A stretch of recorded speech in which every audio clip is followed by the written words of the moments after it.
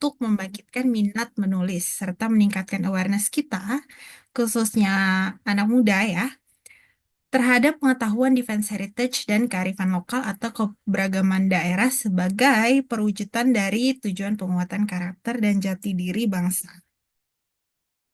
Baik, sebelum memulai acara lebih lanjut, kepada Ibu Magdalena selaku Director of Magda Pustaka dan Ibu Jen, Ibu Jen yang belum hadir bersama kita pada sore hari ini selaku President of Defense Heritage Society dan seluruh peserta workshop yang hadir pada acara sore hari ini, saya sampaikan salam hormat dan terima kasih sebesar-besarnya atas kehadirannya. Baik, sebelum memulai kegiatan hari ini, izinkan saya untuk mengajak Bapak dan Ibu untuk turut serta dalam dokumentasi kegiatan. Boleh tolong dinyalakan kameranya karena kita akan ada sesi foto bersama terlebih dahulu.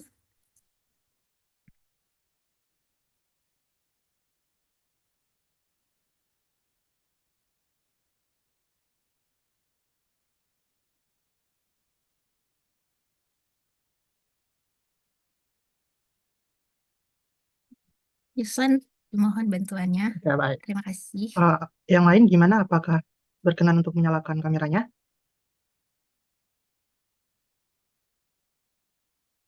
Oke, kita foto aja. Foto selama 2 kali. 3, 2, 1. Wait, tunggu.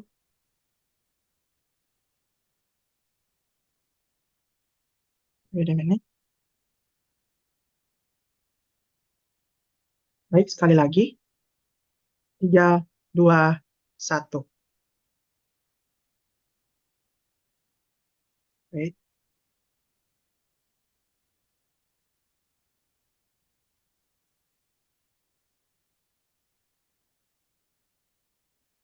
Oke, baik.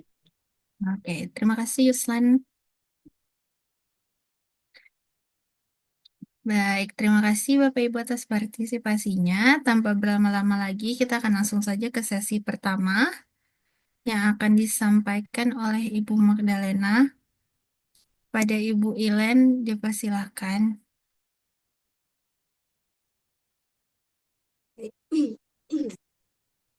Suara saya apakah bisa didengar dengan jelas? Iya, terdengar. Oke, baik, terima kasih. Baik, Mbak Jenny atau Mbak Monica ini saya panggil. Jenny. Oke, Mbak Jenny, terima kasih atas kesempatannya. Em, saya senang sekali bisa bertemu dengan rekan-rekan semua. Assalamualaikum warahmatullahi wabarakatuh. Salam sejahtera untuk kita semua. Alhamdulillah pada sore hari yang berbahagia ini, sebuah kebanggaan dan kebahagiaan bagi saya bisa bertemu dengan Bapak Ibu, dengan rekan-rekan, kakak adik, dan tentunya salam kenal dari saya, dari penerbit Magda Pustaka.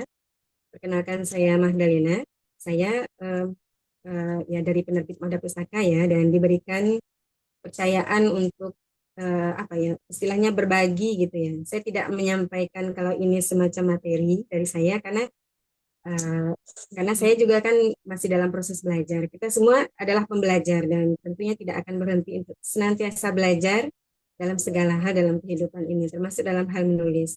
Terlepas dari apakah kita sudah menghasilkan karya, menerbitkan buku, dan lain sebagainya, saya percaya bahwa seumur hidup kita memang harus terus belajar dan mengupgrade diri kita. Karena ilmu itu terus berkembang, pengetahuan juga terus bertambah setiap harinya, dan tentunya tidak ada kata berhenti untuk belajar, dan hidup ini memang harus senantiasa memperbaiki dan menambah wawasan kita setiap harinya. Saya mungkin tidak bisa menyapa satu persatu ya, karena ini ada berapa orang ya? Ada 17 orang, banyak sekali. Dari ini semua peserta ini ya Kak Aceh, peserta penulis atau ada juga dari yang luar, dari luar? Iya, Gimana? jadi ada yang sudah menyatakan ketertarikannya menulis, dan ada juga yang mungkin masih, aduh saya pengen lihat-lihat dulu deh Kak Ilen gitu ya. Nah, Ya, jadi mereka prospek juga untuk menulis.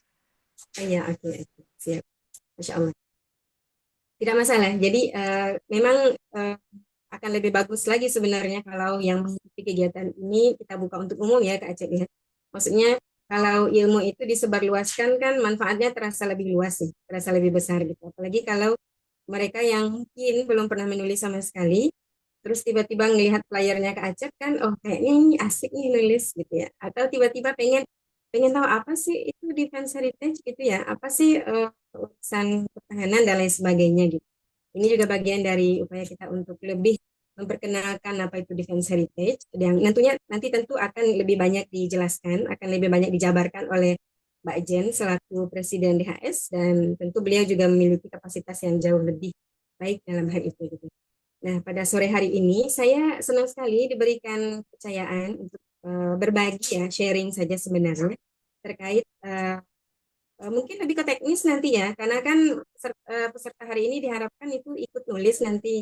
Jadi mungkin diharapkan apa yang saya sampaikan ini, apa yang akan saya sharing ini pada kesempatan kali ini bisa membuat semacam panduan dasar atau mungkin tambahan pengetahuan bagi kita semua untuk bagaimana menulis, bagaimana memulai menulis, bagaimana mulai menelurkan ide-ide yang kita miliki untuk kemudian dijabarkan menjadi sebuah tulisan. Saya berharapnya demikian. Mudah-mudahan apa yang akan saya sampaikan ini berikan manfaat untuk kita semua, terutama manfaat untuk diri saya sendiri. Baik, pada kesempatan sore hari ini, materi yang akan saya berikan itu lebih ke, mungkin bisa dibantu share ini materinya mungkin, Kak Acep atau Ya, siapa ya? ya betul. Ya. Bentar, sedang disiapkan Kak Ilan. Saya karena online di HP, jadi saya agak sulit, nggak repot juga ini sharing di HP. Materinya. Mungkin bisa di-share ya ke peserta semua.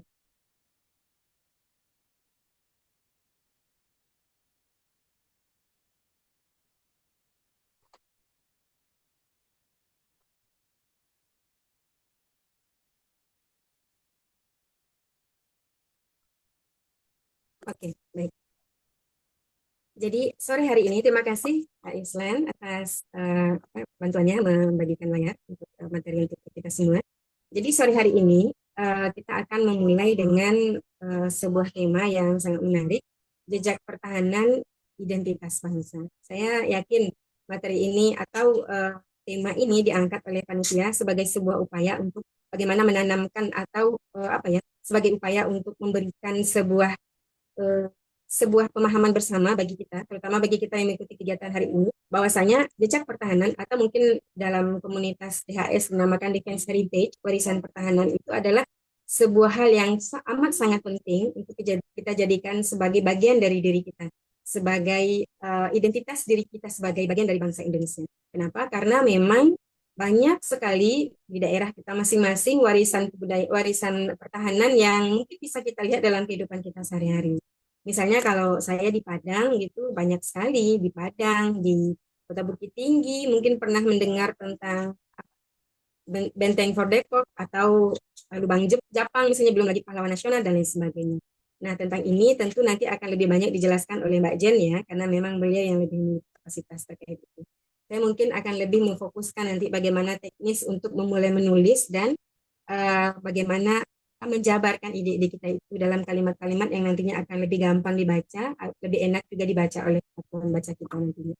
Tentunya saya yakin bahwasanya semua peserta yang hadir hari ini sudah memiliki kapasitas yang sangat mumpuni dalam penulisan. Saya yakin karena saya juga memiliki keyakinan yang sangat kuat bahwasanya semua yang bergabung hari ini adalah orang-orang yang berkecimpung di dunia akademis barangkali ya, para dosen, mahasiswa dan lain sebagainya. Tentu tidak asing lagi dengan kegiatan tulis menulis. Tapi izinkan saya memulai materi kita atau sharing hari ini dengan slide kedua. Mungkin bisa di slide selanjutnya, Kak Islan. Oke, di sini saya membuat di slide kedua kita, yaitu menulis untuk mengabadikan sejarah.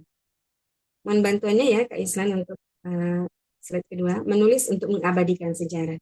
Jadi, salah satu tujuan kita menulis hari ini, menulis atau membuat proyek penulisan berkolaborasi antara penerbit Magda Pustaka dengan DHS dan juga Yayasan Rumah Cahaya Sumatera Barat adalah bagaimana agar kita bisa mengabadikan sejarah.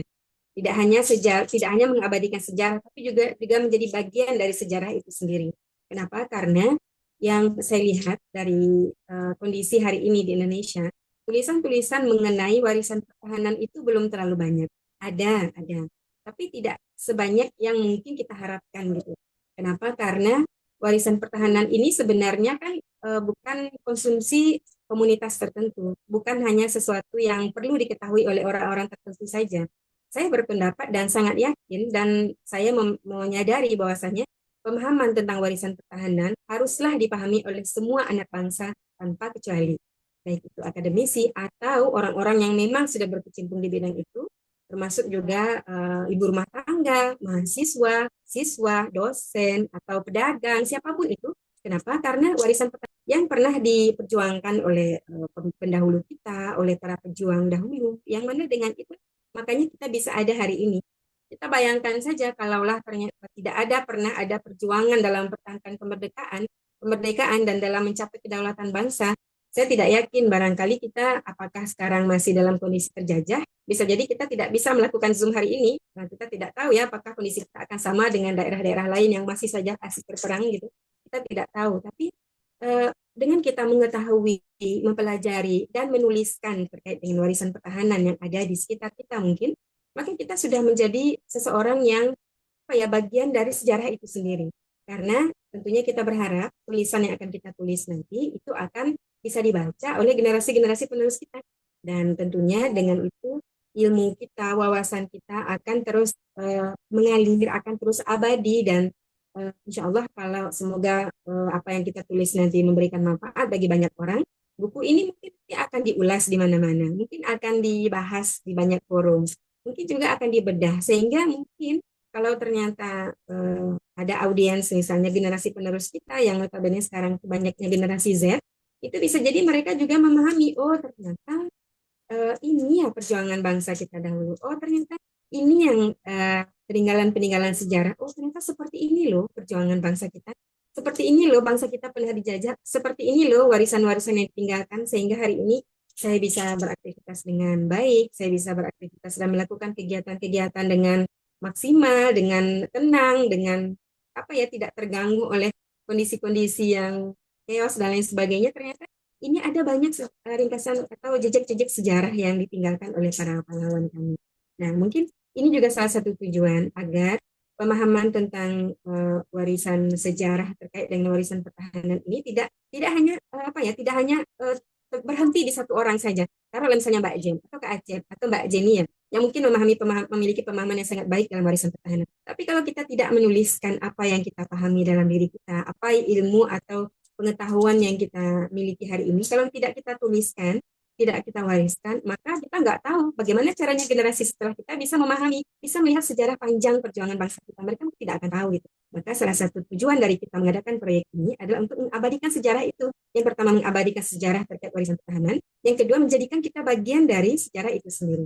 Jadi mungkin 5 tahun lagi, 10 tahun lagi, atau 20 tahun lagi ketika mungkin kita tidak ada lagi di dunia, tapi tulisan kita masih ada, maka itu adalah bagian dari upaya kita untuk mencerdaskan bangsa kita, mencerdaskan generasi kita, dan mewariskan ilmu pengetahuan, wawasan terkait dengan bagaimana perjuangan bangsa kita dahulunya, terkait dalam mencapai kedaulatan dan kemerdekaan bangsa ini. Oke, slide selanjutnya, Kak Islan. Nah, terkait dengan apa itu warisan pertahanan, saya tidak akan mengulas lebih banyak ya. Ini bagiannya Mbak Jen. Saya hanya akan melihat secara umum saja bahwasanya dalam hal warisan pertahanan ini kita bisa membahas segala hal terkait dengan bentuk peninggalan terkait mungkin strategi perang misal gitu atau taktik atau juga nilai-nilai dalam mempertahankan sesuatu. Kita bisa mengambil inspirasi dari itu nanti. Misal bagaimana, ya banyak sekali nanti Mbak Jen akan menjelaskan dengan lebih detail dan rinci. Kemudian bisa juga berupa fisik seperti adanya meriam, adanya benteng di mana-mana. Seperti saya bilang kalau di Padang, di Bukit Tinggi ada benteng Podokok, di Bukit Tinggi ada lubang Japang dan lain sebagainya yang kalau dibahas satu persatu sebenarnya sangat banyak gitu. Itu baru yang terkenal. Yang tidak terkenal yang mungkin orang lain belum tahu, tapi sebenarnya itu merupakan bagian dari warisan pertahanan bangsa. Atau juga non fisik seperti kepahlawanan, bagaimana terkait diplomasi, strategi pertahanan dan lain sebagainya. Selain itu juga terkait orangnya, sosoknya, pejuang kemerdekaannya, budaya lokal, pertahanan cyber dan lain sebagainya. Oke, lanjut Kak Islan. Nah, kemudian saya akan fokus ke bagaimana kita menemukan ide tulisan. Ini mungkin gampang-gampang susah ya. Maksud saya kadang kita sudah punya keinginan untuk menulis tentang warisan pertahanan, tapi kita masih bingung memulai dari mana sih, tulis apa ya? Apakah saya harus tulis tentang pahlawannya, atau saya harus menulis tentang warisan berupa fisiknya misalnya, atau saya ingin menuliskan bagaimana ide-ide para pejuang dunia. Nah, banyak hal yang bisa kita tulis sebenarnya. Tapi yang pertama, tentunya sebelum kita menulis, terkait tema kan kita sudah ada tuh, kita sudah punya tema bersama tentang warisan pertahanan. Sekarang bagaimana kita mencoba mencari tema spesifik dari tulisan yang akan kita tulis. Jadi di sini untuk menemukan ide tulisan itu, yang pertama tentu yang perlu kita lakukan adalah banyak membaca. Kita tidak menuliskan di slide, tapi kunci pertama agar kita bisa menemukan ide itu adalah kita harus banyak membaca.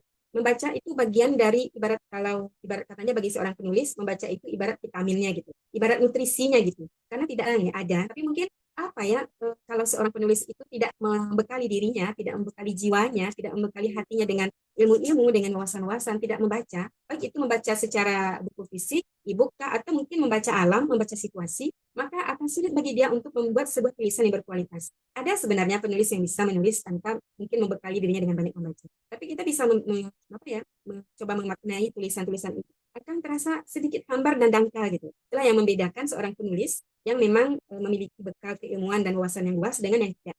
Orang yang membekali seorang penulis yang membekali dirinya dengan banyak membaca, itu akan terasa dari tulisan-tulisannya.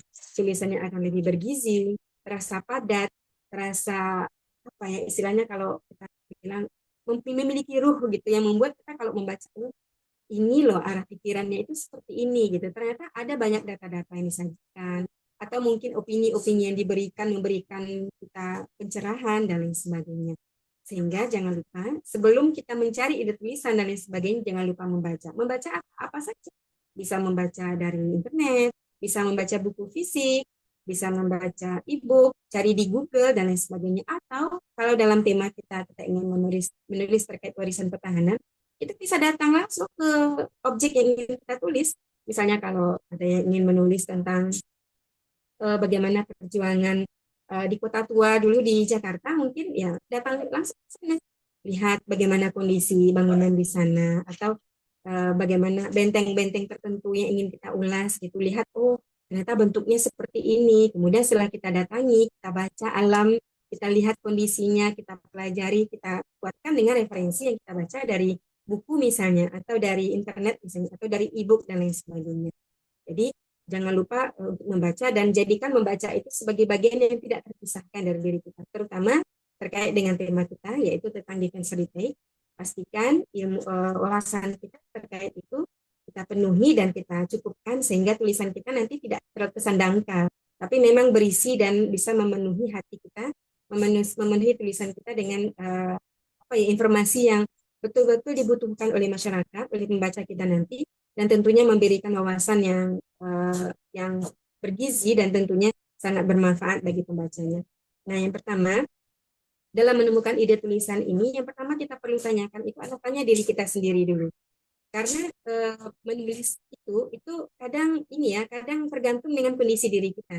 Maksudnya tergantung minat kita gitu. Misalnya ada yang menyukai menulis tentang objeknya, misal objek fisik seperti oh ya dari di sekitar saya, di dekat rumah saya ada nih benteng Kordekop. Saya menulis tentang benteng Kordekop. Atau mungkin kita pengen menulis tentang tentang warisan pertahanan di daerah, misalnya di Jakarta gitu, sementara saya di Padang gitu. Saya tertarik dengan itu, apa yang harus saya lakukan? Apakah saya perlu ke sana? Nah, itu perlu kita jabarkan gitu. Apakah saya cukup membaca referensi saja? Atau mungkin kita lebih senang menuliskan tentang warisan pertahanan yang ada di sekitar kita, di sekitar rumah kita. Kenapa? Karena dengan ada di dekat rumah kita, kita lebih gampang untuk untuk melihat secara langsung, untuk menemukan semacam feel-nya gitu ya, feel-nya dengan objek yang akan kita tulis. Tanya diri kita sendiri, apa sih warisan pertahanan yang menarik yang ada di sekitarmu? Kita fokuskan dengan ini dulu, agar karena saya yakin kita semua yang ada di sini tentu berasal dari daerah yang berbeda-beda gitu. Kalau semua penulis hanya fokus di satu daerah saja, itu kan membuat tulisan atau naskah atau buku kita nanti kan agak kurang berwarna. Misalnya nih, semuanya tertarik pengen nulis tentang benteng Fort Depok saja. Kan jadinya kurang kurang menarik, kurang berwarna gitu. Kurang wawasannya juga kurang luas gitu. Jadi akan lebih bagus saran saya kita mencoba melihat warisan pertahanan yang ada di dekat kita saja dulu. Saya ingin menulis tentang Gunung Padang misalnya, atau saya ingin menulis tentang Bagindo Aziz Khan misalnya kalau saya yang di Padang. Atau saya ingin membahas tentang apa gunung ini ada sebuah peninggalan ada saya lupa lubang eh, apa ya namanya saya lupa. Tapi ada di Padang ini sebuah tempat yang cukup bersejarah tapi belum terlalu terkenal gitu. Nah itu bisa kita mulai dari situ, kita tanyakan apa warisan pertahanan yang menarik minat kita dan ingin kita tuliskan. Kemudian kita perlu juga untuk menemukan ide tulisan itu kita perlu juga mencari relevansinya dengan masa kini. Misalnya saya ingin menulis tentang eh, Tuanku Imam Bonjol. Saya ingin melihat bagaimana sih perjuangan Tuanku Imam Bonjol dulu dengan kondisi hari ini. Relevan tidak? Atau apa bagian-bagian yang bisa saling terkait dengan kondisi perjuangan beliau dengan apa yang kondisi Indonesia hari ini. Kemudian kita juga perlu tahu siapa sih tokoh atau peristiwa apa yang bisa diangkat. Seperti tadi saya contohkan seperti Tuanku Imam Bonjol mungkin dalam peristiwa Perang Padri misalnya, atau mungkin Nyak Din barangkali di Aceh dengan perangnya, kemudian juga atau Benteng For Depok dalam peristiwa-peristiwa pentingnya dan lain sebagainya. Nah itu wawasan yang kita dapatkan dalam setelah kita catat, kita tanya diri kita baca lebih banyak, itu membuat kita membuat kita lebih mudah menemukan ide tulisan. Oh ya, saya menulis tentang Tuanku Imam Bonjol aja deh, karena saya bisa melihat relevansinya dengan kondisi masyarakat hari ini, generasi muda hari ini, yang mana mereka tidak begitu apa ya, mungkin agak jauh dari nilai-nilai agama, nanti dihubungkan dengan kondisi Tuanku Imam Bonjol yang begitu getol untuk memperjuangkan agar peristiwa sabung ayam itu dihentikan di daerahnya, dan itulah yang memicu terjadinya peperangan dan adu domba dari Belanda.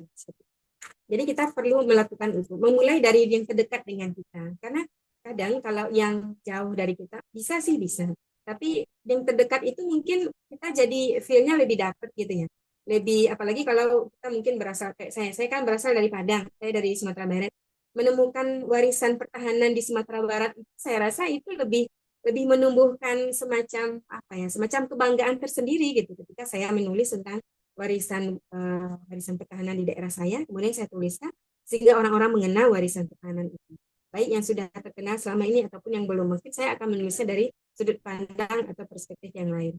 Jadi mungkin teman-teman juga seperti itu, tanya diri kita apa yang terdekat dalam diri dengan domisili saya, atau apa yang paling menarik bagi saya, maka itu yang akan kita tulis. Oke, selanjutnya Kak Isna, bisa digeser. Oke. Sekarang kita masuk ke teknik pemilihan ide. Nah, pemilihan ide ini kan tadi banyak segala macam bersiluaran dalam kepala kita. Ada tentang benteng mungkin, atau tentang ide-ide tentang BPU PKI misalnya, atau apa saja gitu. Nah, sekarang kita perlu untuk mencari memilih ide-ide tersebut gitu, karena kan nggak mungkin kita menulis semuanya, waktu kita terbatas saya rasa, dan tentunya waktu kita terbatas, kemudian wawasan kita juga mungkin tidak bisa mencakup semuanya untuk kita tuliskan, sehingga kita perlu fokus pada satu atau dua tulisan atau dua tema yang akan kita angkatkan, yang akan kita tulis dalam tulisan kita nanti. Yang pertama itu dengan melakukan mind mapping. Nah, ini mungkin yang cukup penting gitu. Mind mapping di sini yang saya maksud adalah bagaimana kita bisa menghubungkan kata kunci terkait warisan pertahanan. Mungkin bisa next ke slide selanjutnya, Kak Isla. Oke, contoh kata kuncinya di sini. Nah, kita akan masuk kemana? Apakah kita ingin tentang benteng pertahanan misalnya, atau kita ingin masuk ke strategi perang, atau kita ingin lebih fokus ke pahlawan nasionalnya saja misalnya, atau mungkin kita ingin membahas bagaimana strategi-strategi perang, bagaimana Bung Hatta dulu melakukan diplomasi, Soekarno dan Hatta melakukan diplomasi dengan Belanda, bagaimana mereka dulu melakukan diplomasi dan negosiasi dalam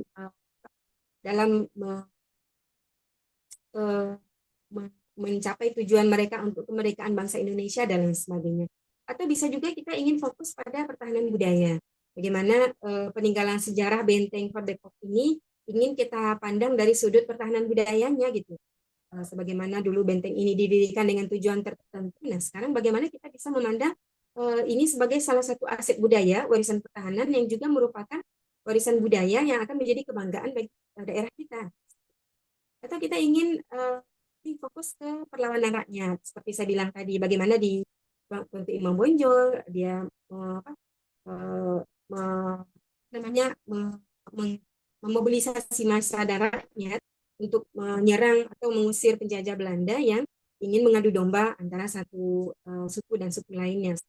Atau bagaimana tentang perang gerilya? Kita ingin fokus membahas tentang perang gerilyanya Jenderal Sudirman. Itu bisa jadi gitu.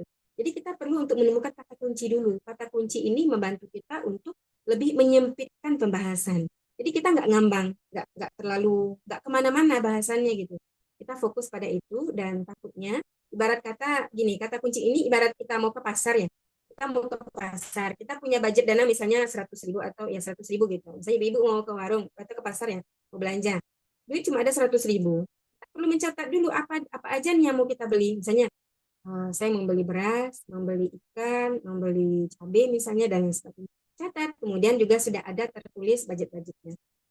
Takutnya nanti kalau kita tidak menulis itu di jalan, nanti kita lihat oh ada lagi ada diskon baju anak gitu kan. Kita pengen beli baju anak, karena kita tidak punya catatan atau kata kunci dari yang ingin kita tulis tadi, kita jadi pengen malah membeli baju anak, padahal itu tidak masuk dalam rencana di awal gitu. Nah, ini menjadi bagian dari distraksi gitu. Jadi bagaimana kata kunci yang kita buat ini menjadi semacam apa namanya ya, semacam pembatas atau penyempitan tema yang akan kita tulis sehingga kita tidak mudah terdistraksi di perjalanan. Karena pengalaman ini saya pribadi ya, kalau tidak seperti ini, kalau tidak ada kata kunci, tidak ada poin-poin utama yang akan kita bahas di perjalanan nanti tiba-tiba kayaknya ini asik nih nulis kayak gini. Kita udah pengen nulis tentang Jenderal Sudirman contoh gitu ya.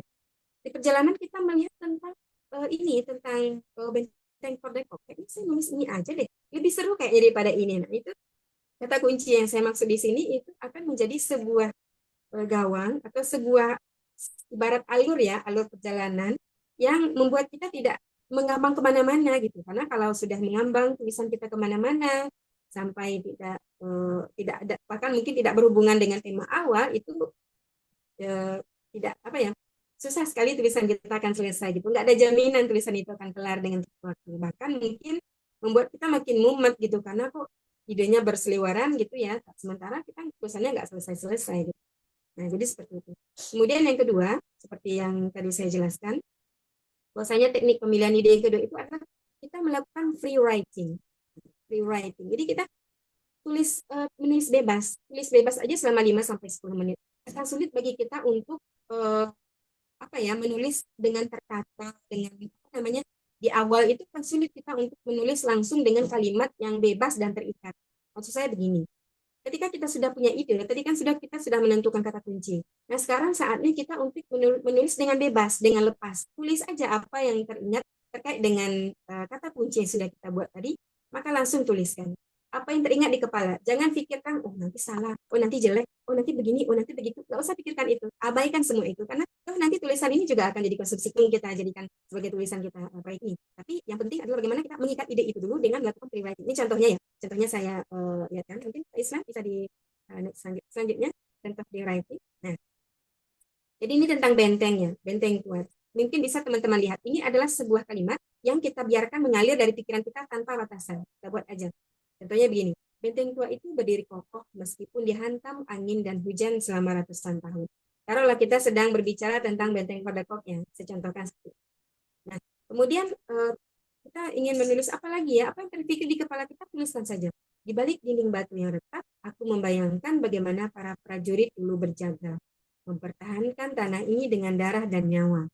Mungkinkah ada pesan yang ingin mereka sampaikan kepada kita hari ini? Sejarah berbicara dalam diam, menunggu seseorang untuk menuliskannya kembali. Nah, tulis dengan cara seperti ini. Artinya tulis apa yang ada di kepala kita tanpa khawatir dengan apapun. Misalnya nih, saya ingin menulis tentang Tuanku Imam Bonjol misalnya. Saya coba menulis dengan apa yang ada di kepala saya hari ini. Misalnya saya menuliskan seperti ini.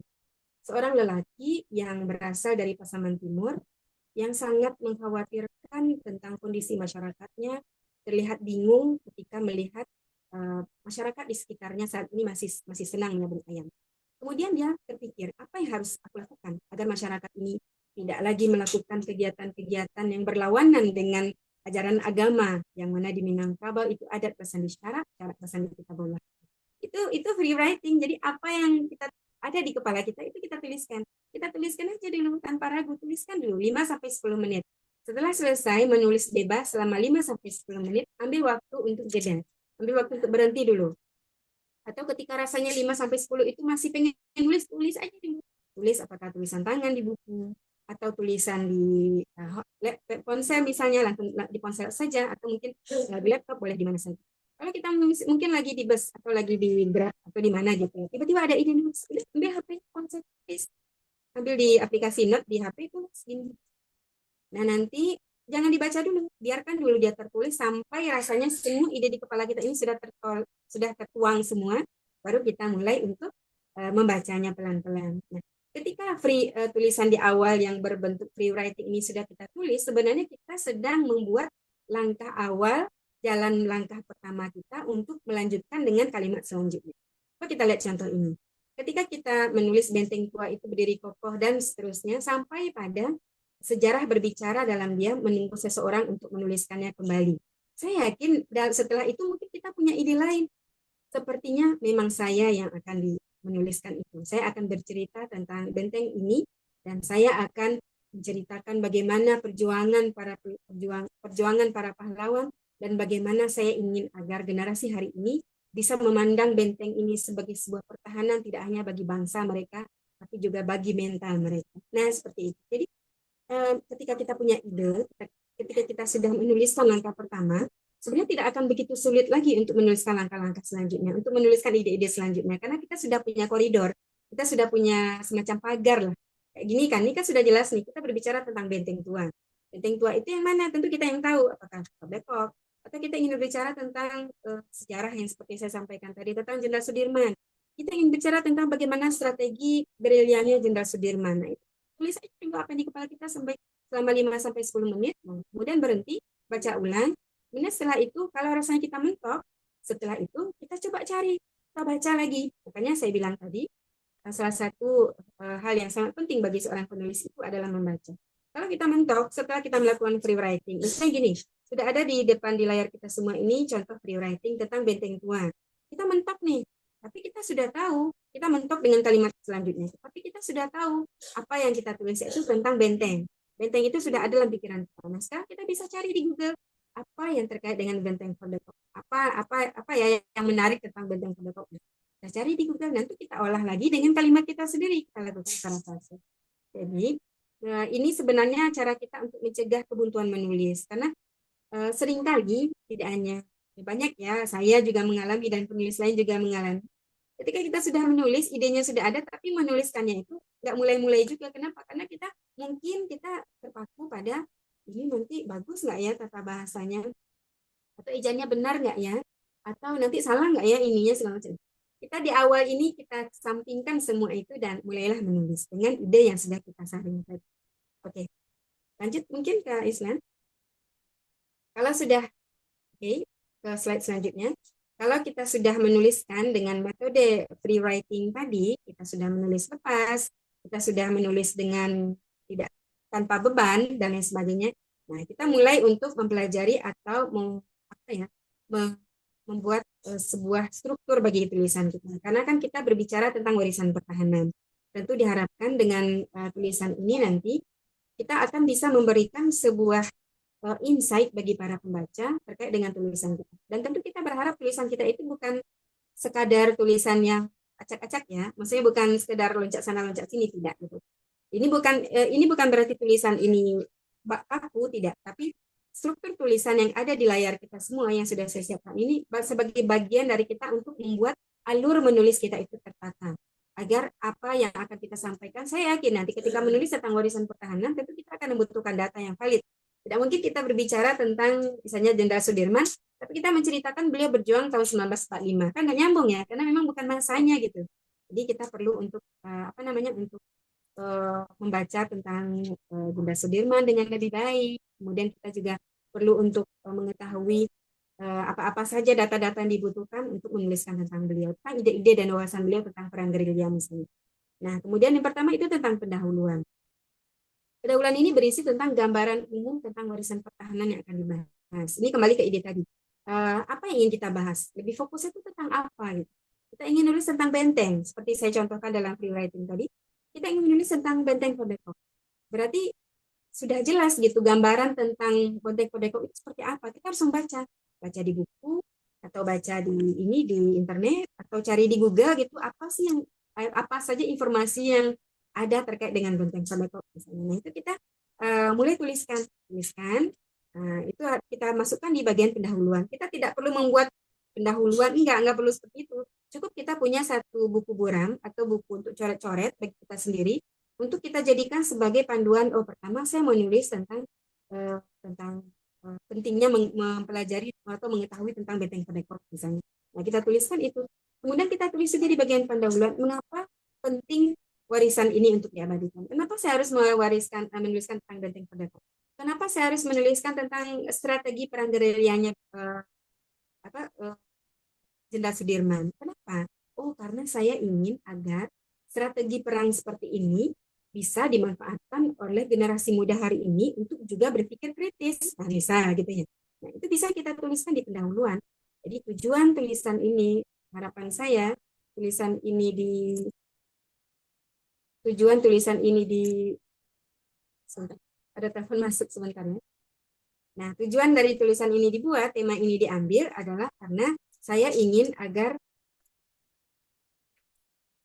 mohon maaf, ada telepon masuk di ponsel saya. Oke, selanjutnya. Nah, kita kembali ke yang tadi, mengapa warisan ini penting untuk diabadikan. Itu menjadi alasan kita masing-masing. Kita bisa cari di Google, kita bisa baca, atau kita punya opini sendiri mengapa rasanya warisan ini penting untuk diabadikan. Saya ingin mengabadikan tentang Gunung Padang misalnya. Kenapa? Oh, karena saya ingin generasi muda tahu hari ini bahwasanya di Gunung Padang itu pernah bersembunyi dulu Baginda Aziz Khan ketika terjadi perang antara para pejuang dan Belanda misal gitu ya. Ini perlu kita tuliskan dalam pendahuluan. Catat itu. Catat tujuan saya kenapa? Karena saya ingin agar ini menjadi sebuah pelajaran. Kemudian masih bagian pendahuluan, kita perlu memiliki data atau fakta singkat sebagai pengantar. Misalnya nih, Benteng Kodeko itu tempatnya di Bukit Tinggi, berlokasi di Bukit Tinggi. Nah, itu harus valid gitu. Apalagi yang akan kita tulis ini bukan fiksi ya, bukan novel atau cerita pendek atau sesuatu yang murni pure dari imajinasi saja, tidak. Tapi memang kita membutuhkan data dan fakta yang jelas terkait itu. Misalnya, data yang akan kita sajikan adalah tentang Benteng Kodeko yang umurnya sudah berapa tahun. Kapan tuh benteng itu dibuat? Kapan didirikan pertama kali? Siapa yang mendirikannya? Apakah Belanda kah? Apakah Jepang kah? Atau pejuang kemerdekaan Indonesia atau siapa gitu. Nah, itu kita perlu tahu data-data itu. Data itu kita catat sebagai bagian dari data pendukung kita nanti untuk kita tuliskan. Kemudian baru kita masuk ke isi, pengembangan dan analisis. Nah, kita perlu juga menuliskan latar belakang sejarah atau konteks dari warisan pertahanan yang kita pilih tadi. Apa sih latar belakangnya? Misalnya tentang Jenderal Sudirman. Apa latar belakang sejarah? Kenapa Jenderal Sudirman itu melakukan perang gerilya? Kenapa nggak terang-terangan aja? Kenapa tidak kenapa harus gerilya gitu? Nah, itu kan perlu kita tahu. Kenapa bisa seperti itu? Apa alasan yang melatar belakangnya di balik itu? Kemudian yang kedua, tokoh, tempat atau peristiwa penting yang terkait. Ini perlu kita searching, kita perlu baca, kita perlu googling, kita perlu cari tahu, diskusi dan lain sebagainya. Kemudian tantangan atau ancaman terhadap warisan ini di masa kini itu apa? Gitu. Misalnya seperti Baginda Aziz Khan di Padang gitu. Apa ya tantangan atau ancaman terhadap warisan ini di masa sekarang? Oh, nanti generasi penerus akan melupakan beliau sebagai salah seorang pejuang kemerdekaan di Sumatera Barat. Ini kita tulis di isi tulisan kita tuliskan itu. Dikhawatirkan para generasi muda yang hari ini yang mana mungkin tidak bersentuhan langsung dengan warisan pertahanan ini, dikhawatirkan akan melupakan generasi sebelumnya para pejuang kemerdekaan. Kita tuliskan itu dan itu menjadi bagian dari isi atau pengembangan dan analisis. Kemudian dampak dan relevansinya terhadap masyarakat saat ini. Misalnya perang gerilya tadi, Jenderal Sudirman. Kenapa kita menuliskan tentang Jenderal Sudirman? Apa dampaknya? Misalnya saya jelaskan tadi, dampak dan relevansinya adalah bahwasanya ternyata seorang laki yang begitu peduli dengan kemerdekaan bangsa, yang memang memiliki otak yang sangat cerdas, ternyata dengan cara berpikir kritisnya beliau memikirkan metode perang gerilya yang mampu membuat Belanda kocar-kacir. Contoh. Nah, itu kan sebuah sebuah dampak, dan kita berharap dengan strategi perang yang dijalankan oleh Pangeran Diponegoro itu, Jenderal Sudirman itu bisa membuat jadi pembelajaran bagi generasi kita hari ini. Kemudian akhir kesimpulan dan refleksi. Kita bisa lihat apa yang bisa kita pelajari dari warisan pertahanan ini. Dari seorang Jenderal Sudirman, apa yang bisa kita pelajari? Dari Benteng Perdekop, apa yang bisa kita pelajari? Oh, ternyata kita bisa mempelajari, mungkin kita bisa melihat ternyata bangunan yang dibangun oleh penjajah itu memiliki kekuatan yang lebih kuat daripada yang lain. Kenapa ya? Nah, itu bisa kita bahas di simpulan dan refleksi tadi dan akhir tadi. Kenapa bisa ya? Oh, ternyata mereka membangunnya dengan cara seperti ini, dengan kerja paksa, dengan begini dan begitu dan lain sebagainya. Itu bisa menjadi pelajaran dan kesimpulan dan akhir dari tulisan. Kemudian bagaimana cara mempertahankan atau menghargainya di era modern? Misalnya gini, misalnya kayak tadi strategi perang itu. Bagaimana seorang dulu yang mungkin mereka belum terlalu kenal dengan kecanggihan teknologi hari ini, tapi memiliki sebuah strategi atau pola pikir yang begitu luar biasa sehingga bisa membuat Belanda yang memiliki perlengkapan persenjataan yang sangat lengkap itu bisa gelagapan atau kecar-kacir karena strategi perang yang digunakan. Nah, itu bisa kita gunakan. Bagaimana cara mempertahankan margainya dan bagaimana kita bisa menggunakan pola pikir yang tajam, analisis yang tajam dari pahlawan kita itu untuk kita aplikasikan di zaman sekarang. Kemudian yang terakhir, ajarkan kepada pembaca untuk lebih memahami dan melestarikan warisan pertahanan. Ini sebenarnya salah satu inti dari tujuan kita menulis ini, yaitu bagaimana agar kita jangan hanya sekedar tahu saja. Jangan sekedar tahu, oh ini letaknya di situ ya, oh Benteng Perdeka di Bukit Tinggi, oh udah gitu aja. Enggak, tapi bagaimana agar para pembaca itu paham dengan apa yang kita tulis, paham dari pesan-pesan yang ingin kita sampaikan kepada siapapun yang membaca itu tertangkap oleh pembaca dengan baik. Nah, sehingga dengan itu mereka ketika datang ke sebuah objek warisan pertahanan atau kemanapun itu mereka tahu, oh ini ya ternyata yang saya baca di buku itu tentang ini ternyata bendanya, ini ternyata objeknya. Saya harus turut serta menjaganya dan tentunya saya akan menyampaikan juga kepada generasi dan orang-orang di luar saya seperti itu. Jadi dampak positif yang kita harapkan dari lahirnya buku dan tulisan dan buku ini nanti adalah bagaimana banyak orang lebih memahami tentang warisan pertahanan. Banyak orang lebih lebih aware, dan tentunya ketika seseorang memahami tentang itu, tentu kecintaannya juga tumbuh ya. Ketika seseorang jatuh cinta pada seseorang, misalnya kan si A jatuh cinta pada si B. Ketika dia memahami si B, mengetahui seluk-beluknya, mengetahui kelebihan dan kekurangannya, melihat sisi-sisi lain dari diri si B, tentu perasaannya akan semakin besar kan. Perasaan cintanya, perasaan sayang, perasaan memiliki, perasaan ingin melindungi, dan lain sebagainya. Begitupun dalam hal warisan pertahanan ini, dengan kita mengetahui tentang lebih dalam tentang warisan pertahanan yang kita tulis, kita berharap orang-orang lebih memahami. Kemudian mereka juga terketuk hatinya untuk melestarikan warisan pertahanan yang kita tulis. Oke. Lanjut slide selanjutnya, Kak Islan. Oke. Selanjutnya adalah teknik menulis yang efektif. Nah, ini mungkin seringkali kita tersendatnya di sini ya. Bagaimana kita itu seringnya kita lebih banyak telling daripada showing. Itu berbeda ya. Jadi lebih banyak show, don't tell. Jadi jangan terlalu banyak bercerita. Bercerita maksudnya bercerita terlalu kaku gitu. Kita lebih banyak menunjukkan show gitu. Contohnya gini. Contoh di slide di layar kita. Yang contohnya ini, benteng ini penting dalam sejarah. Semua orang juga tahu benteng ini penting dalam sejarah gitu. Artinya tanpa orang bilang pun mereka udah tahu gitu. Kalau benteng itu sangat penting gitu ya. Tapi kita bisa mengganti makna penting itu dalam kalimat yang lain dalam bentuk showing. Contohnya, dari tembok yang masih berdiri, kita bisa melihat bekas meriam yang dulunya menahan serangan musuh. Kita bisa membaca ya, mana yang lebih menarik, kalimat atas atau kalimat bawah. Antara benteng ini penting dalam sejarah atau dari tembok yang masih berdiri, kita bisa melihat bekas meriam yang dulunya menahan serangan musuh. Kalau saya pribadi, tentu saya lebih tertarik dengan kalimat yang kedua, karena kalimatnya lebih menceritakan, lebih detail, lebih membawa pembaca itu seakan masuk ke dalam tulisan yang kita tulis. Misalnya, kalau saya bercerita tentang Pangeran Diponegoro. Pangeran Diponegoro adalah seorang pahlawan yang sangat berjasa dalam kemerdekaan bangsa Indonesia, terutama di Sumatera Barat. Itu kan istilahnya boleh ya, tapi kan kalau kita bandingkan dengan kalimat misalnya lelaki itu menahan napasnya dengan menahan napas beratnya.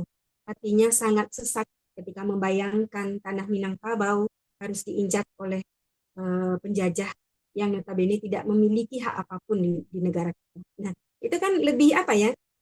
Itu menunjukkan betapa sebuah pemikiran, sebuah kepedulian beliau dengan apa yang terjadi dengan bangsa ini, yang mana didatangi oleh penjajah, itu menjadi lebih menarik, lebih lebih membawa emosi pembaca ke dalam tulisan yang kita bawa. Gitu. Jadi karena kalau kita bertahan dalam pola telling, dalam bercerita, itu seringkalinya membosankan gitu. Walaupun warisan pertahanan ini kan istilahnya boleh dikata kalau kita tulis itu sifatnya ilmiah ya. Kita nggak mungkin mengarang-arang gitu ya, karena ada data dan fakta sejarah yang harus kita ulas gitu. Tapi sebenarnya fakta sejarah itu tidak perlu kita sajikan dalam bentuk yang sangat kaku. Kita bisa mengubahnya dalam kalimat yang lebih puitis, bukan puitis ya, yang lebih memancing emosi para pembaca seperti itu. Seperti saya jelaskan tadi, seperti yang ada di layar kita juga. Benteng ini penting dalam sejarah, benar. Semua orang juga tahu kalau itu penting. Tapi kalau kita mulai dari tembok yang masih berdiri, kita bisa melihat bekas meriam yang dulunya menahan serangan musuh. Darah para pahlawan berceceran, dan saya bisa melihat darah itu masih mengalir di tanah-tanah kita.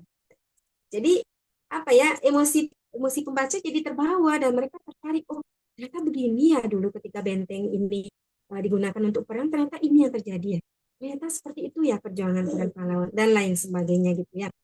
Nah, kemudian selanjutnya gunakan fakta dan data. Ini penting ya, ini bukan penting lagi, ini wajib gitu. Fakta dan data itu wajib. Tidak mungkin kita menulis, kita karang, padahal kita bicara tentang sejarah, kita bicara tentang misalnya tentang um, tentang Tuan Imam Bonjol, sementara kita mengatakan dia lahir di Jawa Tengah misalnya atau di Jakarta gitu, kan nggak nyambung, kan faktanya salah gitu ya. Jadi memang harus kita cari betul fakta dan data yang benar sehingga bisa menjadi mendukung tulisan dan membuat tulisan kita itu memang layak untuk dibaca dan diwariskan sebagai warisan sejarah bagi generasi selanjutnya. Kemudian buatkan deskripsi yang kuat, gunakan detail sensorik untuk menghidupkan sejarah. Detail sensorik ini bisa melibatkan indera-indera kita, misalnya penciuman kita. Misalnya dari benteng itu membuat hati saya berdebar. Memandang benteng yang berdiri kokoh itu membuat hati saya berdebar. Saya akan berada dalam sebuah kondisi perang yang sangat berat. Saya akan berada dalam kepungan mesiu yang memborbardir para pejuang yang hanya bermodalkan bambu runcing. Nah, seperti itu.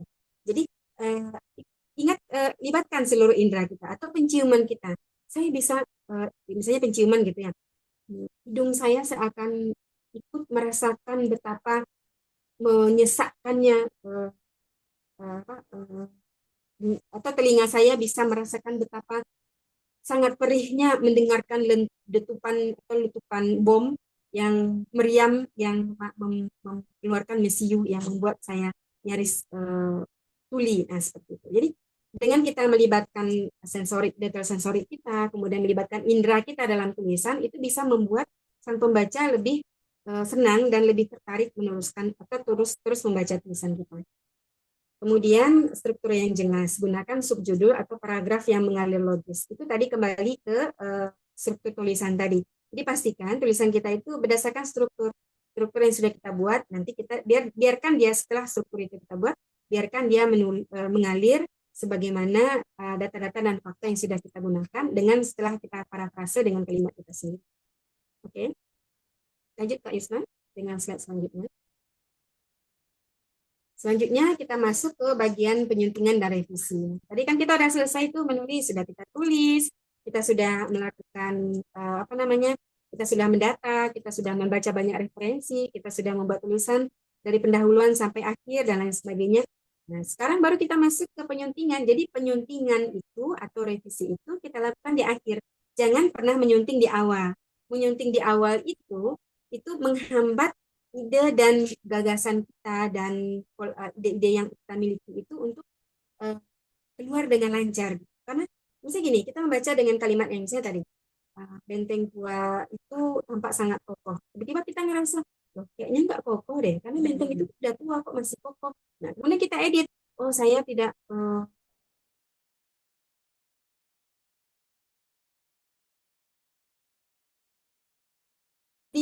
kalimat di mengedit saja gitu. Nah, itu yang harus kita hindari. Jangan sampai mengedit di awal. Selesaikan tulisan itu sampai selesai.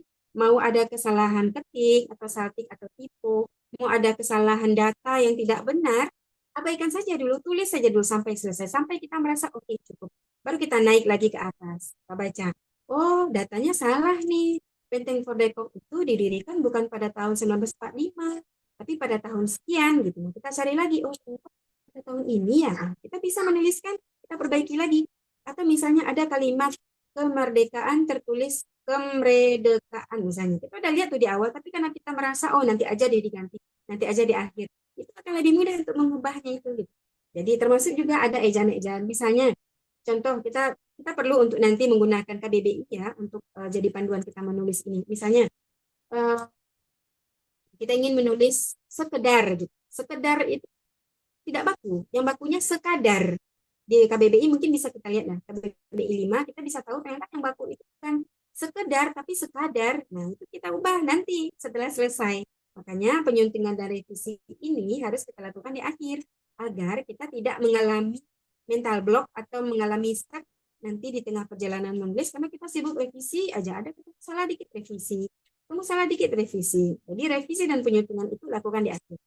Nah, dalam tahap penyuntingan dan revisi ini apa yang kita lakukan? Yang pertama kita perlu melihat apakah tulisan kita ini sudah memiliki struktur yang jelas, apakah tidak campur aduk. Misalnya kita membuat pesan dulu, pesan kepada para pembaca agar melestarikan warisan budaya dan sebagainya. Sementara di struktur yang kita tulis, kita menempatkannya di bagian akhir. Nah, kita perlu perbaiki itu. Oh, ternyata ini kebolak-balik. Ternyata pesan-pesannya di awal, sementara datanya di akhir. Itu tidak nyambung ya? Karena selain nggak nyambung, nanti pembacanya juga tidak nyaman ketika kita jelaskan. Atau misalnya di awal kita sudah jelaskan Benteng Fordekok itu lokasinya di sini. Di bawah di kalimat kedua kita ulang lagi di sini. Terus terakhir kita ulang lagi. Padahal kan nggak perlu, nggak urgen sebenarnya untuk memberikan data yang berulang kali dalam tulisan kita itu sebenarnya tidak penting, tidak urgen gitu. Makanya kita perlu untuk merevisi. Lihat perhatikan strukturnya, apakah sudah jelas, apakah sudah benar, apakah sudah sesuai dengan yang awal yang kita tuliskan. Kemudian apakah ada bagian yang bisa lebih dipadatkan? Maksud saya begini, apakah tidak ada kalimat yang terlalu berulang? Misalnya begini ya, apa ya contohnya ya, sebagaimana dengan apa yang dikatakan oleh karena itu dan daripada itu kan terlalu banyak, karena itu daripada itu kan terlalu banyak ya, dan fungsinya juga tidak penting gitu. Mungkin kita bisa menghilangkan oleh karena itunya atau daripada itu, atau kita ingin bercerita tentang Benteng Fordekok. Benteng ini adalah benteng yang bagus sekali dan indah sekali dipandang. Itu kan terlalu mubazir ya, mubazir kata. Kenapa kita tidak bikin saja memandang benteng itu sungguh menarik hati. Cukup, nggak perlu kita bikin bagus sekali, indah sekali, senang sekali, bahagia sekali. Itu terlalu padat, terlalu apa ya, terlalu mengambang gitu, terlalu boros bahasa kalau istilah saya, terlalu mubazir kalimat kita di situ. Nah, kita ulang baca lagi, ini kayaknya agak kurang nyambung deh, atau nggak terlalu lebay deh tulisannya gitu ya. Nah, itu bagian dari proses penyuntingan dari visi itu, yaitu mengurangi atau memadatkan kalimat-kalimat yang rasanya tidak penting kita buang, kita tinggalkan kalimat yang penting-penting saja. Kemudian apakah ada kesalahan ejaan dan tata bahasa? Nah ini, jadi ini yang saya sampaikan tadi. Kita perlu menulis nanti gunakan KBBI karena kita menulis ini kan tulisan yang bukan non fiksi ya, bukan fiksi ya, tapi non fiksi. Jadi kita perlu, walaupun non fiksi, tulisan fiksi pun itu tetap harus kita berpanduan kepada KBBI dan EYD dan sebagainya gitu. Dan oleh karena itu, pastikan kita ketika mengedit itu, merevisi itu, kita melihat KBBI, kita berpanduan pada ejaan yang benar, dan lain sebagainya. Kemudian yang terakhir, minta umpan balik. Ini kalau misalnya nanti ingin, biasanya kalau diposting di media sosial kan kita ingin orang mengomentari tulisan kita ya, untuk perbaikan, atau mungkin di grup nanti kita bisa juga saling berbagi tulisan, kemudian minta pendapat, dan lain sebagainya. Bisa digunakan umpan balik ini. Oke. Mungkin terakhir, Islan mungkin bisa di next slide. Nah, Kesimpulan dan motivasi. Yang penting kita ingat, kita menulis ini untuk mengabadikan sejarah dan inspirasi. Kita ingin apa yang kita tuliskan ini bermanfaat. Kita ingin apa ya, warisan budaya, warisan pertahanan yang hari ini tidak begitu dikenal oleh banyak orang. Kita berharap bisa dikenal lewat tulisan kita. Kalaupun tidak menyentuh semua lapisan masyarakat, setidaknya orang-orang tertentu, orang-orang yang memang bisa kita edukasi dengan tulisan ini, yang membaca nanti teredukasi dengan tulisan-tulisan kita. Kita berharapnya seperti itu. Selain itu, menulis ini selain mengabadikan sejarah, juga mengabadikan nama kita dalam sejarah itu. Bisa jadi kan kita tulis hari ini, 5 tahun lagi ternyata tulisan kita dijadikan sebagai bahan skripsi misalnya, atau bahan tesis misalnya oleh mereka yang memang tertarik untuk mengulas itu jauh lebih dalam lagi. Itu bisa menjadi bagian dari kita, bagian dari sejarah itu sendiri. Ketika tulisan yang kita tuliskan dengan sepenuh hati, dengan sungguh-sungguh ternyata memberikan manfaat dalam bidang akademis, atau mungkin bagi generasi muda yang memang memiliki kecenderungan untuk melestarikan warisan pertahanan gitu. Ketika membaca tulisan kita, oh ternyata datanya ini yang validnya. Dari tulisan Kak Jenny misalnya kan, Mbak Jenny, oh Mbak Jenny pernah nulis ini dulu, saya jadikan referensi sebagai tulisan saya, sebagai konten saya, dan lain sebagainya. Seperti itu. Kemudian tulisan kita bisa menjadi benteng yang mempertahankan nilai-nilai penting. Seperti saya bilang tadi contoh. Misalnya bagaimana perang gerilya itu. Kenapa perang gerilya itu bisa kita ambil nilai-nilai di dalam? Karena bisa kita wariskan. Bagaimana seorang zaman dulu yang mungkin tidak begitu pandai baca tulis, tapi memiliki strategi perang yang begitu luar biasa, itu bisa kita jadikan warisan. Bagaimana mereka bisa berpikir kritis dalam kondisi-kondisi terdesak, dalam kondisi bergerilya, dalam kondisi lari atau bersembunyi dari hutan ke hutan, bersembunyi dalam memerangi penjajah. Kok bisa ya mereka seperti itu? Kok kita hari ini yang jelas-jelas semuanya serba ada, kok bisa sekritis itu dalam berpikir? Kenapa critical thinking kita tuh nggak kerja gitu hari ini? Nah, itu bisa kita jadikan sebagai nilai-nilai yang bisa kita wariskan kepada generasi kita hari ini. Kemudian, jangan takut bereksperimen dengan ide dan gaya bercerita. Nah, seperti saya sampaikan tadi, kalau selama ini tulisan-tulisan yang ditulis, misalnya terkait dengan warisan pertahanan, terlalu kaku, ayo bereksperimen dengan seperti saya jelaskan tadi, melibatkan indera kita.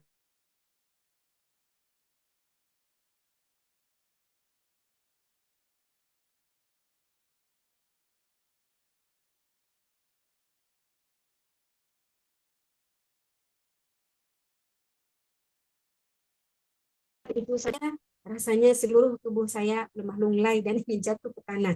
Nah, jadi apa ya, kita tidak lari dari data dan fakta, tapi kita mengolahnya dengan kalimat-kalimat lain yang menarik dan tentunya bisa memotivasi dan memberikan sebuah penarik bagi pembaca kita untuk terus membaca tulisan kita, dan mereka mau mempelajari tulisan kita, membaca tulisan kita, dan kemudian menyebarkannya juga kepada yang lain.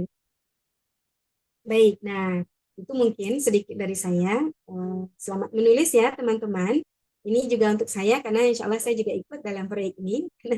Rugi sekali rasanya kalau saya sendiri nggak ikut gitu ya. Jadi insya Allah nanti kita bisa semoga apa yang saya bagikan tadi, karena saya pada prinsipnya saya hanya berbagi, tidak mengajarkan teman-teman semua. Kalaupun ada yang saya ajarkan pada pertemuan kali ini, itu adalah mengajarkan diri saya sendiri, menekankan kepada diri saya sendiri untuk memperbaiki pola menulis saya, untuk memperbaiki untuk berbagilah dengan teman-teman semua agar dalam proses menulisnya nanti ketika kita tuliskan apapun tema atau objek apapun yang ingin teman-teman angkat dalam menulis ini, nanti insya Allah akan memberikan manfaat. Insya Allah akan menjadi bagian dari sejarah, dan kita pun akan menjadi bagian dari sejarah dari itu. Silakan nanti kalau ada yang perlu tanyakan, ada yang masih bingung atau mungkin masih ingin atau sudah paham gitu, mungkin bisa sharing dengan pengalaman yang lain.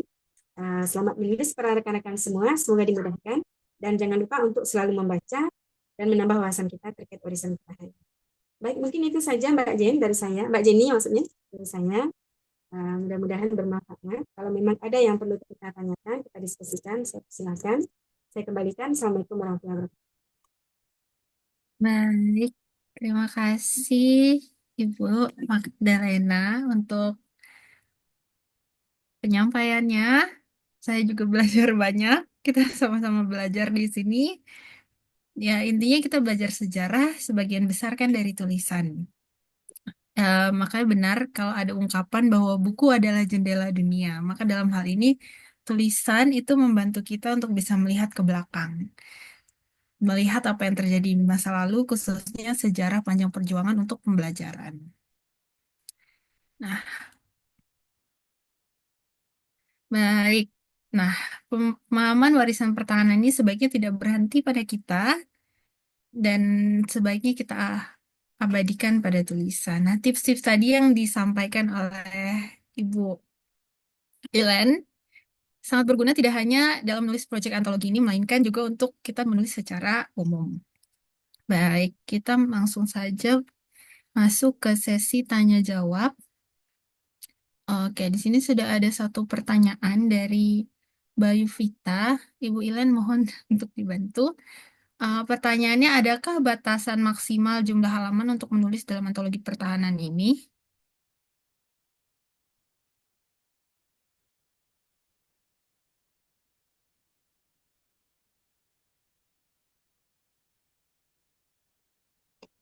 Masih di mute sepertinya. Masih di mute ya? Iya, maaf saya. Oke, jadi pada prinsipnya dari kami penerbit tidak ada batasan maksimal dalam penulisan. Artinya kita memberikan kebebasan sebebas-bebasnya kepada rekan-rekan untuk menuliskan ide-ide yang ingin dibagi dengan pembaca nantinya. Dan tapi tentunya nanti bisa ditanggapi ya dari Mbak Jen atau dari Kak Acep terkait ini. Dan kalau dari awal kan kalau nggak salah berapa Kak Acep ya yang nulis yang bikin ininya Oh iya, aturan baik. halaman? Untuk jumlah halaman, sebagai referensi saja, itu 4-6 halaman per tulisannya. Dan itu di angka 1000 sampai 1500 kata. Ya. Kalau menurut saya Kak Acep, ini tambahan ya, kalau memang rasanya dengan itu masih kurang, artinya ada begitu banyak hal yang ingin disampaikan dan 1000 kata itu tidak cukup memfasilitasi, maka ya tulis aja dulu gitu, nggak jadi soal. Lagi pula kan nanti kita ada tim editor yang nanti akan mengedit tulisan itu menjadi tulisan yang padat gitu ya. Walaupun tetap swastunting tetap diperlukan. Setiap penulis wajib mengetik tulisannya sebelum dikirimkan nanti. Tapi intinya tulis aja dulu 4 sampai 6 halaman boleh atau mau sampai 8 halaman juga tidak masalah ya mungkin Kak Aceh. Nah, bisa ya kita izinkan ya kalau memang ada ide-ide seperti itu. Mungkin seperti itu dari saya. Ini ada Ya, tambahan boleh. dari tim DHS. Ya, untuk lebih detailnya nanti di bagian session dan technical requirement lainnya paling. Oke, baik. Untuk teknis siapa aja ya? Oke. Terima kasih Ibu untuk jawabannya. Untuk mempersingkat waktu, kita akan langsung lanjut. Kita beralih ke sesi selanjutnya yang akan disampaikan oleh Ibu Jen. Pada Ibu Jen dipersilahkan. Terima kasih Kak Jenny. Apakah suara saya terdengar? Ini saya Dengar. pakai Ya. 2 device. Ya, pertama-tama terima kasih Kang Acep ya selaku Sekjen DHS dan juga aktif di berbagai kegiatan organisasi yang sudah menginisiasi pertemuan pada hari ini. Juga Kak Ilen, ya saya panggil biasanya Uni, ya Uni Mahda. Ide penulisan ini, pembuatan apa namanya semacam training ini dari Kak Uni ya, dari Uni Mahda. Jadi saya sangat mengapresiasi dan kami di DHS ya ingin ya ada semacam karya, tidak hanya webinar, tapi juga ada hal yang seperti Kak Uni bilang bisa dibagikan ke generasi berikutnya yaitu dalam bentuk buku. Kemudian terima kasih Kak Jenny ya menjadi MC pada hari ini. Juga ada Kak Yuslan dan di sini saya mengundang mahasiswa yang pada semester ini mengambil mata kuliah Defense Heritage, Kang Acep dan di Presiden University yang pertama gitu di Indonesia yang memang membahas mengenai warisan pertahanan. Di Presiden University biasanya kami menggunakan bahasa Inggris, tapi karena ini untuk umum kami izin apa namanya share screen. Ya mungkin udah bisa terlihat ini apa namanya PPT lah ya, PPT singkat. Jadi tadi kalau Kak Uni kan Uni Mahda kan memang sangat apa berpengalaman ya dalam hal penulisan. Saya juga jadi belajar banyak Kak Uni. Jadi mungkin nanti PPT-nya Uni bisa di-share ya supaya saya juga belajar gitu untuk menuliskan sebuah antologi atau sebuah apa refleksi sejarah yang bagus gitu ya. Kalau dari saya mungkin singkat saja ya sekitar 10 menit. Jadi bagi teman-teman semua di sini kami mengundang secara terbuka bagi teman-teman yang ingin sejarah dan apa bedanya dengan buku-buku antologi sejarah yang lain. Nah, ini yang mau saya sampaikan. Itu kita fokusnya kepada warisan pertahanan atau defense heritage. Apa bedanya gitu ya dengan cultural heritage? Tadi Uni sudah sedikit banyak menjelaskan bahwa warisan pertahanan ini adalah konteksnya kepada sejarah perjuangan ya, sejarah perjuangan bangsa yang kemudian fokusnya pada bagaimana sebuah bangsa ini menjadi negara atau proses nation building, dan juga bagaimana bentar ini anjing saya nih godain terus ya, dan juga bagaimana rakyat ini ya tidak hanya pahlawan militer tapi rakyat biasa ini ya ikutan berjuang dalam proses kemerdekaan dan meraih kemerdekaan, mempertahankan kemerdekaan. Nah, ini sedikit saya share screen. Nah, di sini adalah pertanyaan yang sering saya sampaikan adalah qu'est-ce que ya, c'est une raison d'être une nation. Artinya bagaimana sih perjalanan dari sebuah bangsa menjadi negara. Artinya di situ proses ya, dulu kita kan Nusantara. Kemudian kita memilih menjadi merdeka, kita melawan penjajahan, melawan kolonialisme, kita deklarasi kemerdekaan, bahkan setelah merdeka pun kita kan masih agresi militer Belanda. Ya kan, 2 kali gitu, bukan hanya sekali 2 kali. Nah, ini hal yang menurut kami pantas ya untuk diceritakan. Artinya kita fokus bukan hanya kepada semacam sejarah kota seperti cultural heritage, bukan hanya kepada hal-hal budaya seperti misalkan kita menceritakan warisan budaya seperti Borobudur, atau seperti misalkan culinary heritage ya, makanan-makanan bersejarah, atau budaya-budaya di kota kita misalkan ada reok, ada keroncong gitu, bukan itu ya, tapi fokusnya adalah narasi sejarah ini punya perjuangan gitu, punya perjuangan bangsa menjadi bukti sejarah bahwa negara ini Indonesia tidak meraih kemerdekaan dengan diberikan gitu, tidak diberikan kemerdekaan ini dengan diperjuangkan ya, dengan dipertahankan berdarah-darah. Dan di setiap kota, karena kita kan sekarang sudah 38 provinsi, itu masing-masing provinsi punya gitu ya, punya yang mungkin tidak masuk ke sejarah nasional kita gitu ya. Kita mungkin hanya mengenal tokoh-tokoh besar seperti misalkan ya Diponegoro, Cut Nyak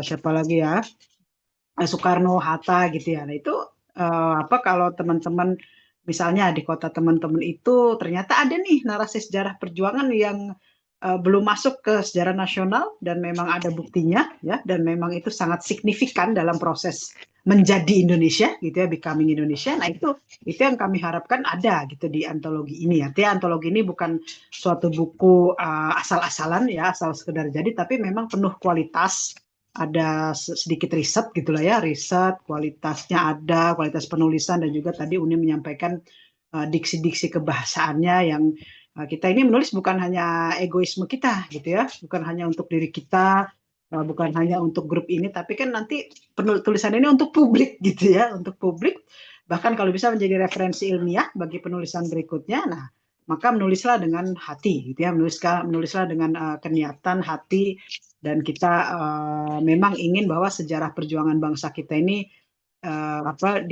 ditunjukkan gitu ya kepada dunia. Kita ingin memperlihatkan ini loh, Indonesia ini bukan negara yang kemerdekaannya diberikan gitu ya. Kemudian hal yang berikutnya lebih kepada ini ya. Nah, ini jadi secara singkatnya, kalau dalam proses menuliskan nation building ya, itu kita tidak bisa melakukan semacam generalisasi. Kenapa? Karena setiap bangsa, setiap negara itu punya sejarah perjuangannya masing-masing. Artinya timeline daripada perjuangan itu juga tidak bisa digeneralisasi. Misalkan kita mau menuliskan sejarah perjuangan India melawan Inggris, tentu beda dengan sejarah perjuangan orang Denmark melawan Nazi Jerman. Ya, masing-masing dari mereka punya defense heritage masing-masing, punya narasi sejarah perjuangan, gitu ya, punya timeline perjuangan mereka. Nah, kalau dari disertasi doktor saya, ya, saya disertasi doktor saya kebetulan memang tentang warisan pertahanan dan memiliki semacam privilege gitu ya untuk merumuskan ini timeline. Nah, bagi saya itu timeline-nya adalah dari 1511 sampai 1949. Kenapa? Karena di 1511 itu masih ada bukti arkeologis di mana pada waktu itu bangsa Melayu itu termasuk orang-orang yang sekarang tinggal di Indonesia, di Malaysia dan Singapura, yang kita dulu kan sebutnya bangsa Melayu, itu melawan Portugis. Itu pertempuran pertama di mana bangsa Melayu sepakat bahwa tidak mau dijajah, melawan Portugis. Nah, itu masih ada bukti arkeologisnya. Kemudian kenapa 1949? Ya karena ketika kita sudah merdeka 1945, Belanda dengan sekutu Inggris pada waktu itu kan masih ingin menjajah kembali, masih melakukan agresi militer. Dan itu kalau kita ke Jogja, kalau kita ke Semarang, ke Surabaya, ya kebetulan Jenny ini kan di sini waktu itu ikut ya field trip ke Jogja ya, itu kan terbukti bahwa memang betul pasca kemerdekaan kita masih diserang, artinya kita masih berjuang ya untuk mempertahankan kemerdekaan kita. Kurang lebih sekitar 4-5 tahun sampai endingnya itu kan di konferensi meja bundar secara diplomasi pertahanan kita menang di situ ya, dan juga secara hitung-hitungan militer ya kita menang gitu ya. Nah itu di sini proses ini kurang lebih 437 tahun saya menyebutnya bukan proses penjajahan ya, jadi jangan salah perspektif. Saya menyebutnya adalah proses menjadi Indonesia ya. Kalau teman-teman terjebak gitu ya, kita dibilang selama ini dijajah Belanda 350 tahun, kita perlu kritisi itu ya. Oke, penjajahan itu terjadi, iya ya, kita harus akui itu, tapi bukan berarti di 350 tahun, atau kalau dalam penelitian saya ini malah lebih ya, 437 tahun, karena kan dimulai dari Portugis dan Spanyol ya, itu bukan waktu penjajahan, itu waktu perjuangan ya. Jadi sedikit kita tidak bisa mengubah sejarah ya, kita tidak, itu sejarah sudah terjadi ya, tapi kita bisa mengubah persepsi kita terhadap sejarah itu ya. Kalau kita hanya kemudian mengutip Indonesia dijajah, negara ini negara itu, Indonesia kemudian ada Romusa, ada apa, nah itu ya kenangan kita, kenangan penjajahan. Tapi kalau kita mau mengubah perspektif kita akan sejarah perjanjian itu, kita melihat dari perspektif perjuangan kita, semua provinsi di Indonesia itu berjuang ya, dan kita memang mengalami apa semacam pergolakan ya, dan juga kita kalau dari sisi akademis kekurangan, istilahnya kekurangan SDM dan kekurangan dana untuk melakukan riset yang mendalam gitu. Jadi kalau teman-teman ke negara maju ya, mereka punya penelitian yang sangat mendalam tentang sejarah perjuangan bangsa masing-masing. Ya, kalau mereka ada buku antologi Defense Heritage ya, semua provinsi sudah dipetakan.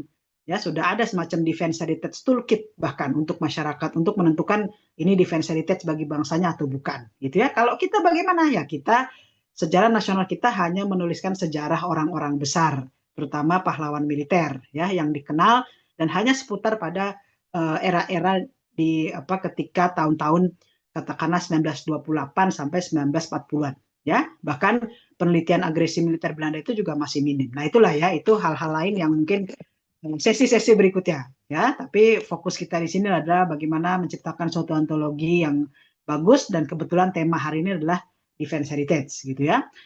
Dan kemudian tadi ya poin-poinnya adalah tidak bisa digeneralisasi. Poin berikutnya apa namanya, kedudukan ya. Jadi kedudukan Defense Heritage ini setara dengan ilmu lainnya karena bisa dibuktikan, artinya proses penulisannya bisa melalui metode penelitian gitu ya. Dan kemudian ini ya, jadi definisi daripada Defense Heritage ya, ingat ya, kalau setiap negara pasti punya definisi sejarah perjuangan bangsanya. Kalau di kita bagaimana? Nah, kalau di kita adalah definisinya warisan pertahanan adalah objek-objek bersejarah, bangunan-bangunan bersejarah, warisan budaya, monumen-monumen peringatan, area-area berbudaya, rumah-rumah tua, tempat-tempat religius agama, dan semua tempat yang menunjukkan adanya narasi sejarah perjuangan bangsa melawan kolonialisme, meraih kemerdekaan dan mempertahankan kemerdekaan. Nah, ini kadang-kadang mahasiswa terjebak dengan menelitinya itu harus ada bangunan dulu gitu ya. Itu yang saya perhatikan karena kan Defense Heritage di Presiden University udah kurang lebih 2 tahun ya. Ketika saya masuk PU, saya mengajukan mata kuliah Defense Heritage gitu ya. Saya memperhatikan dari jurnal-jurnal tugas atau jurnal ilmiah, fokusnya di bangunan dulu baru diciptakan. Itu menurut saya secara akademis kurang tepat. Karena di sini ya yang saya bold, historical naratif. Jadi bukan bangunan fokus kita, tapi narasi sejarah. Bagaimana kalau di suatu tempat narasi sejarahnya ada, bangunan yang nggak ada? Nah, itulah yang menarik untuk dituliskan. Contohnya, jadi saya ini kan tinggal di daerah Salemba ya. Saya di daerah Salemba. Di dekat Salemba itu ada wilayah Senen ya. Wilayah Senen ya terkenal dengan, kalau teman-teman tahu, kue subuh ya, kue subuh, ada pedagang-pedagang yang murah-murah ya, jual pakaian, jual elektronik gitu ya, itu terkenal seperti Tanah Abang gitulah kurang lebih. Namun kalau kita teliti lebih dalam, Senen ini adalah wilayah yang sangat warisan pertahanan karena di situ di Senen itu bukti pertama Badan Keamanan Rakyat melawan Jepang, kemudian rapat-rapat pertahanan tentara keamanan rakyat yang kemudian akhirnya menjadi cikal bakal TNI. Ya, jadi ingat di sini pertahanan tidak hanya perang ya, tapi juga diplomasi pertahanan. Artinya rapat-rapat yang kemudian sangat sangat signifikan dalam mendukung kemerdekaan Indonesia itu juga termasuk ya narasi sejarah perjuangan bangsa. Nah, tapi kalau kita ke Senen emangnya ada monumen yang menunjukkan Senen apa semacam Senen adalah wilayah pertahanan lalala kan nggak ada. Apa ada museum di Senen? Nggak ada. Tapi karena ada narasi sejarah perjuangan itu sangat worth it untuk dituliskan, ya sangat berharga untuk dituliskan, sangat berharga untuk diceritakan kepada generasi yang lebih muda, generasi yang belum lahir bahwa ini loh perjuangan kita ini sangat masif pada waktu itu. Perjuangan kita ini sangat dicontoh, gerilya kita sangat dicontoh menjadi semacam blueprint bagi Amerika, kemudian bagi negara maju, bagi Rusia juga pada waktu itu. Oh, ternyata ada sistem pertahanan yang kita tidak bisa mengandalkan hanya tentara gitu loh, tapi kita mengandalkan rakyat biasa yang membela tentara. Ya, artinya tentara boleh bersembunyi di sana, tentara boleh mengadakan rapat di sana gitu loh. Ya, itu hal-hal yang gerilya gitu ya. Nah, daerah Senen itu ya, itu Jakarta belum nanti di kota-kota teman-teman ya. Saya yakin itu ada. Jadi narasi sejarahnya ada, tapi bangunannya belum ada atau semacam monumen peringatannya belum ada. Nah, itu yang dituliskan ya. Jadi jangan memulai dari benda dulu yang terlihat, tapi justru dari intangible-nya. Ya, hal yang mau diceritakan itu apa sih? Gitu ya, narasi sejarahnya apa? Ya. Jadi di sini saya makanya bilang tidak hanya benteng. Jadi seolah-olah warisan pertahanan benteng bukan, banyak itu ya, ada historical object, historical building, cultural heritage, macam-macam itu. Dan yang lebih utama adalah ada narasi sejarah perjuangan bangsa. Kemudian, nah ini sedikit apa namanya peta Indonesia kalau kita bagi ke dalam level defense heritage. Dari level yang orange ini adalah artinya defense heritage-nya masih termaintain dengan baik, ya, hanya membutuhkan semacam social media branding. Artinya pemerintah daerahnya sebaiknya gitu ya mengangkat objek-objek atau semacam narasi sejarah perjuangan bangsa ini menjadi lebih kekinian, entah kerjasama dengan TikTokers, entah bikin semacam YouTube gitu ya. Itu hanya butuh itu ya, karena bangunannya masih baik ya, atau narasi sejarah perjuangannya masih ada yang melakukan riset dan ada buktinya gitu ya. Kemudian level hijau dan merah ini level yang istilahnya tengah-tengah, artinya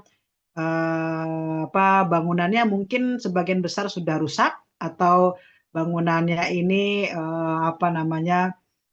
banyak risetnya tapi ya sudah rusak, atau kebalikannya ya, artinya bangunannya bagus masih ada tapi belum ada yang melakukan risetnya, belum ada yang menuliskannya gitu ya. Jadi ini posisinya tengah-tengah gitu ya, artinya butuh, kalau dia nggak di-maintain akan jadi warna ungu ya. Warna ungu itu artinya yang paling jelek, level 4 itu paling parah, artinya secara objeknya itu sudah tidak sama sekali ya, yang terus kemudian pemerintah daerahnya tidak peduli sama sekali ya, tidak ada anggaran semacam melakukan riset atau melakukan pemugaran kembali, revitalisasi gitu ya. Itu ya nanti yang hijau atau merah berpotensi ke ungu gitu ya. Makanya ini hal yang salah satu semacam peran kecil kita ya, ketika kita menuliskan buku antologi ini, peran kecil kita adalah membuat supaya semua level ini ya kalau bisa orange gitu ya. Tinggal nanti kan kita kerjasama sama influencer atau tiktokers yang membuat defense heritage ini lebih dikenal gitu ya, lebih kekinian. Kemudian, nah ini sedikit Surabaya ya. Jadi ini, nah itu yang tadi saya bilang ya, gedung Siola. Nah itu kan gedung biasa ya, yang sekarang kan menjadi Museum Surabaya.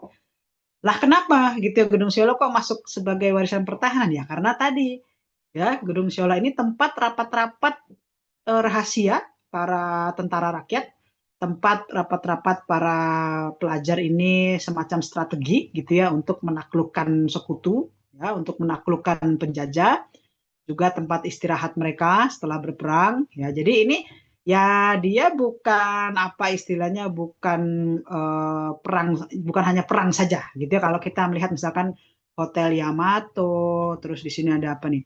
Ya, Jembatan Merah, Monumen Tugu Pahlawan itu area perang, itu area battles gitu ya. Memang perang beneran, perang fisik. Tapi kalau daerah-daerah yang seperti Gedung Siola ini mirip-mirip, kalau di Jawa itu ada namanya Pesantren Gontor ya. Itu kenapa juga warisan pertahanan? Karena di situ Tentara Keamanan Rakyat ya, Badan Keamanan Rakyat sempat nitipin logistik di sana.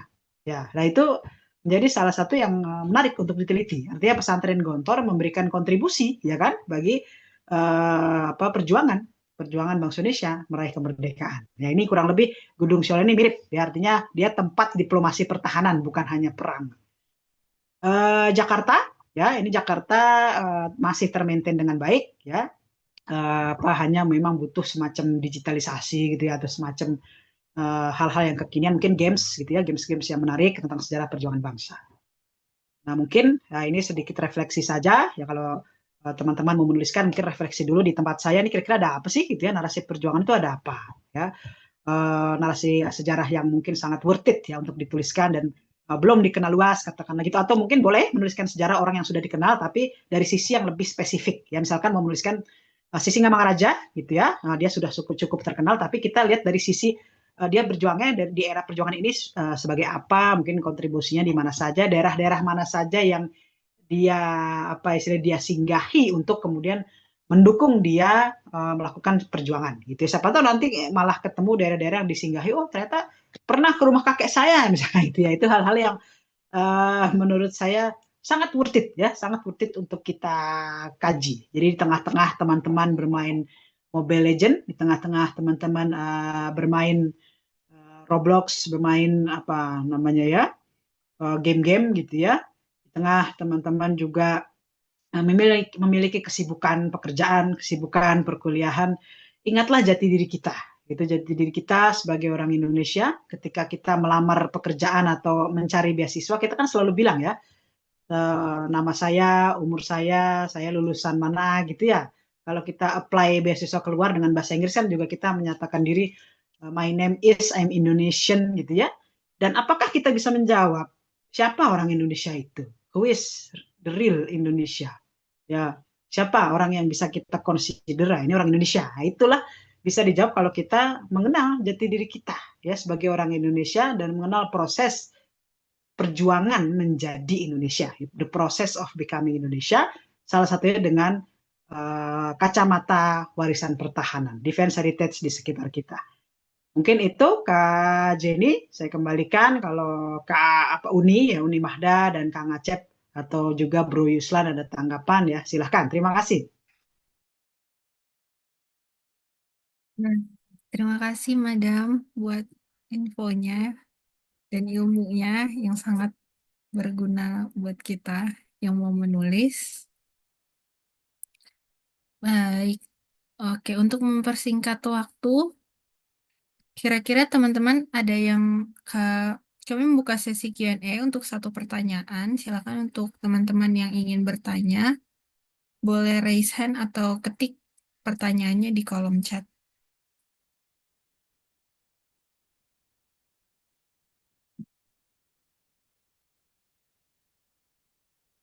Oke, mungkin sambil menunggu teman-teman yang punya pertanyaan, selanjutnya saya ingin mengundang Sekretari Jenderal kita sekaligus Mentor of DHS Kreatif Digital untuk memberikan beberapa informasi tambahan kepada Bapak Acep.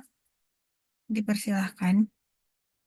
Alright, thank you Sis Jenny ya, dan thank you juga untuk dua pembicara hebat pada sore hari ini. Ada Ibu Ilen sama Madam Jen. Saya sih bilangnya juga supaya lebih akrab Kak Ilen sama Kak Jen. Thank you so much.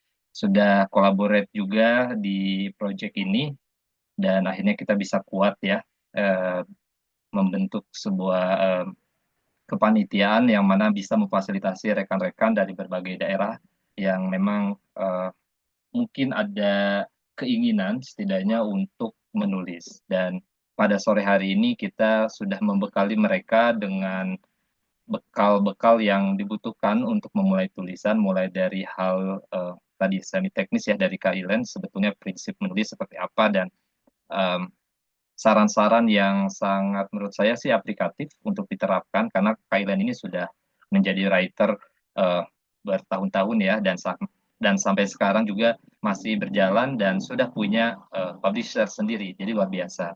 Dan dari sisi keilmuan tadi Madam Jen juga sudah sampaikan prinsip atau juga poin penting dari defense heritage itu seperti apa sih, jadi supaya tidak salah paham.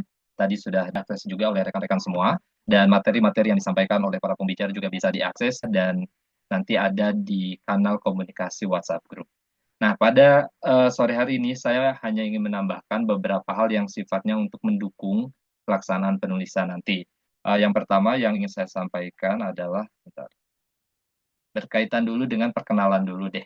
Sebetulnya saya dari sisi bagaimana support dari sisi mentoringnya ya. Oke, karena ini ada proses mentoring, jadi saya akan paparkan dulu melaksanakannya gitu ya. Nah, di DHS, di Defense Heritage Society, disebut DHS Creative Digital ya. Jadi yang nanti saya ini sebetulnya ingin memberikan pengembangan keahlian ya, keahlian konten grafis dan tentunya secara langsung atau tidak langsung juga mempromosikan DH ya, di sistem pertemuan interaksi di setiap Selasa malam pukul 20 sampai 21 waktu Indonesia Barat ya di Zoom. Jadi rekan-rekan ini bisa dijadikan juga sebagai tempat untuk yang pertama bisa magang gitu bagi mereka yang berasal dari universitas atau juga non universitas yang membutuhkan magang ya dalam proses akademiknya, ataupun juga sebetulnya saya ingin menambah ilmu saja, nggak apa-apa. Kami bisa berikan sertifikat atau evaluation sheet-nya juga jika dibutuhkan.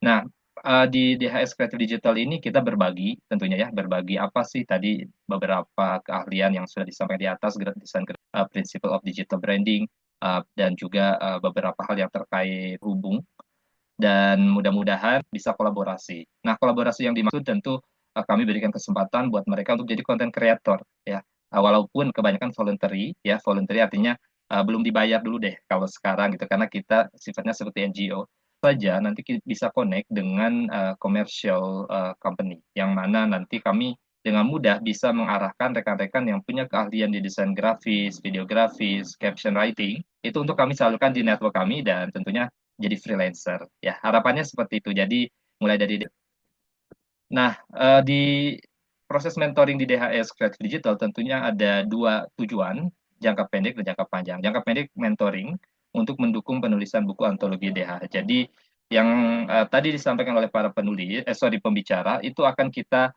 sama-sama terapkan. Jadi intinya ada bimbingan lah begitu ya. Jadi sama-sama kita berbagi sejauh mana kesusahan atau kemudahan dari masing-masing sehingga nanti kita bisa saling support dari para penulis ini. Kemudian yang berikutnya adalah jangka panjang. Tentu menjadi bagian dari network kami ya di Fans Millennial dan DHS dan bisa jadi content creator. Nah, harapannya sih setelah penulisan ini selesai juga masih tetap terhubung sehingga ya bisa menjadi bagian network kami juga sebagai content creator. Kemudian di bagian fasilitator ya. Jadi ada beberapa fasilitator yang sebelumnya mentis, ada yang sebelumnya magang seperti Jenny Monica ini yang MC pada sore hari ini juga yang bersangkutan sebelumnya magang, batch pertama malahannya dari Presiden University. Kemudian setelah melewati beberapa bulan di DHS Creative Digital, kita saling berbagi, terhubung, ya berkolaborasi, dan akhirnya Jenny sekarang kami angkat sebagai fasilitator untuk membantu juga para mentis lainnya yang baru-baru. Termasuk ini ada Brother Yuslan juga sebagai project officer atau chairman di kepanitiaan ini. Juga thank you so much ya Brother Yuslan. Dan ada juga satu lagi Yani dari Medan yang saat ini berhalangan untuk hadir. Mereka ini menjadi fasilitator sekarang Lutis ya. Jadi ini yang akan nanti berhubungan juga dengan rekan-rekan semua seandainya magang atau menjadi bagian dari mentoring di DHS Creative Digital. Kemudian dari sisi technical penulisan ya, jadi saya sekarang masuk ke bagian yang mungkin ditunggu-tunggu juga dari tadi ya. Kami berharap bahwa setiap orang ini sudah mempersiapkan gitu ya. Artinya ada dua judul yang berbeda yang disiapkan. Kami berharap satu orang ini bisa menyumbangkan dua tulisan ya. Jangan dulu bingung, nanti kita bisa sama-sama bahas gitu ya saat di mentoring. Intinya dua tulisan kami harapkan dari setiap peserta nanti yang mau join gitu ya. Kemudian jumlah halamannya 4 sampai 6 halaman.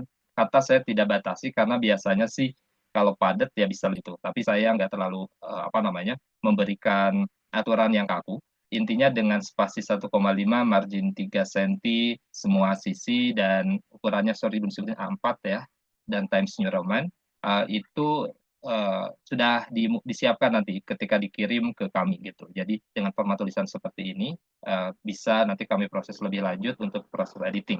Tapi tentunya setelah melewati tahap-tahap yang tadi sudah disampaikan juga oleh Kak Ilen di awal ya. Jadi editingnya juga sudah dilakukan oleh rekan-rekan penulis ya, karena itu menjadi bagian dari tahapan yang penting. Jadi jangan sampai oke, saya udah menulis tapi tahap editing rekan-rekan lewatkan. Jadi ya udah, karena nanti ada tim editor juga yang akan mengecek bahwa ya akhirnya mohon tetap lakukan proses proofreading, proses editing dari sisi rekan-rekan, setelah itu baru kirim ke kami. Jenis tulisannya bisa esai deskriptif, narasi informatif yang menjelaskan sejarah, cerita, dan pentingnya situs warisan pertahanan di daerah masing-masing. Ya, ini juga diperkuat tadi oleh materi dari Madam Jane bahwa narasi juga itu menjadi bagian yang tak terpisahkan. Jadi jangan kaku pada objek ya, objek bersejarah jangan hanya di situ, tetapi juga cerita atau narasi bisa. Kemudian diharapkan juga ada pada periode di mana bangsa Indonesia ini berjuang sampai bisa merdeka gitu, mendapatkan jati dirinya kemudian merdeka gitu. Jadi narasinya juga tadi kita sudah diberikan new perspektif ya oleh Madam Jan, bahwa jangan sampai kita merasa bahwa oke, itu periode-periode kita balik gitu, bahwa dari proses ini semua dari 437 tahun itu bahwa kita ya, maksudnya para pejuang dulu itu melakukan proses untuk become Indonesia, jadi menjadi negara. Nah, jadi perspektifnya lebih diarahkan dari sisi perjuangan gitu. Kemudian format penulisan, judul ditulis secara menarik dan relevan dengan tema, pendahuluan menjelaskan latar belakang bla bla bla ya. Tadi sudah disampaikan sama Kak Ilen juga, isi dan penutup ya. Tadi Kak Ilen bahkan sebelum format penulisan disampaikan juga ada proses mind mapping ya. Jadi coba dulu cari brainstorming mind mapping ya untuk judulnya. Kemudian free writing, silahkan tulis dulu aja bebas, jangan dulu ngelihat ini betul apa enggak, tulis aja bebas gitu ya. Kemudian nanti juga dihubungkanlah dengan format penulisan, ada opening, ada body sama closing-nya. Kemudian tadi Kailen bahkan dengan ciri khasnya juga ada beberapa rangkaian kata-kata yang sepertinya ini membantu para pembaca ini merasakan emosi dari tulisan itu sendiri, atau emosinya soalnya dari tingkat tinggi ya. Kailen tadi sudah menunjukkan hal-hal seperti tadi. Jadi ya nanti kita berbagi di mentoring lebih lanjut ya, bagaimana mungkin dari masing-masing juga bisa saling melengkapi sehingga kita bisa sama-sama berjuang menulis menjadi satu buku antologi DHS, dan di mana kalian ya atau salah satu pengarang dari buku yang kita buat itu. Nah, bukunya akan berbentuk ya. Jadi kita bisa cetak. Tentunya nanti ada syarat dan ketentuan berlaku. Untuk percetakannya nanti ada kena charge. Jadi kalau rekan-rekan misalnya, Kak, saya pengen nanti bukunya dalam bentuk fisik dikirim ke saya ya, nanti ada panitia akan menjelaskan lebih lanjut apa biaya yang diasosiasikan untuk itu dan pengiriman. Nah, itu kami bisa berikan itu. Dan juga nanti dari panitia akan kita bahas lebih lanjut bagaimana kita promosikan buku yang kita bikin ini untuk bisa dijangkau oleh banyak masyarakat yang luas gitu ya. Kalau mereka butuh VN itu, biarkan nanti panitia yang membahas lebih detail atau menyiapkan lebih detail bagaimana nanti endingnya gitu. Yang pasti ada proses launching sebagaimana di timeline yang saya tunjukkan ini. Sejumlah tahapan yang akan kita lewati mulai dari workshop penulisan hari ini, kemudian ada proses mentoring di setiap Selasa mulai dari tanggal 4 Februari sampai 11 Maret. Ya, jadi kami open untuk menerima rekan-rekan para penulis. Tentu nanti akan ada info seandainya ada libur atau semacam lengan, tapi secara gambaran besar tanggal-tanggal pertemuan kami untuk menyapa para penulis dan juga para peserta magang di DHS Kreatif Digital itu di tanggal-tanggal ini. Jadi setiap Selasa malam, setiap minggunya ada pertemuan, jadi feel free untuk join. Kemudian 15 Maret diharapkan batas pengumpulan tulisan. Kita lihat bagaimana 15 Maret, apakah kita bisa capai 2 tulisan setiap orangnya. Ini tentu tidak mudah, tapi kita lihat, kita sama-sama pantau ya. Kemudian 16 Maret sama editor, dan tentunya mudah-mudahan tidak terlalu banyak yang disunting ya atau diedit karena rekan-rekan sudah melewati tahapan dengan baik. Kemudian di 17 April sampai 24 April itu saatnya kami melakukan peluncuran buku antologi DH ini. Ya, dan ya kita akan ada pertemuan, kemudian kita celebrate ya bahwa kita ini adalah bagian dari penulis atau pengarang dari buku antologi DH ini.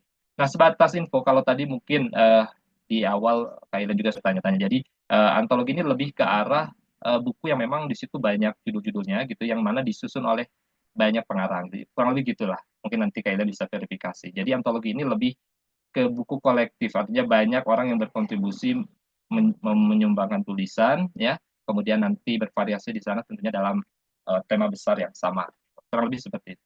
Kemudian bagi rekan-rekan yang nanti tertarik untuk join sebagai penulis buku antologi, selain yang sudah juga beberapa kemarin sudah mengisi form ya dan jika tertarik bisa langsung juga menyatakan ketertarikannya dengan join di grup ya, di WA grup. Jadi ini bisa di-scan QR code ini dan bisa join ke WhatsApp group. Di sana nanti ada Brother Yuslan yang akan berkomunikasi dengan rekan-rekan, kemudian menginfokan hal-hal yang perlu dilakukan selanjutnya dan juga menjadi kontak person ya. Kalau memang mau tanya-tanya dulu silakan, jadi bisa kontak WhatsApp-nya Brother Yuslan ya, tertera di layar.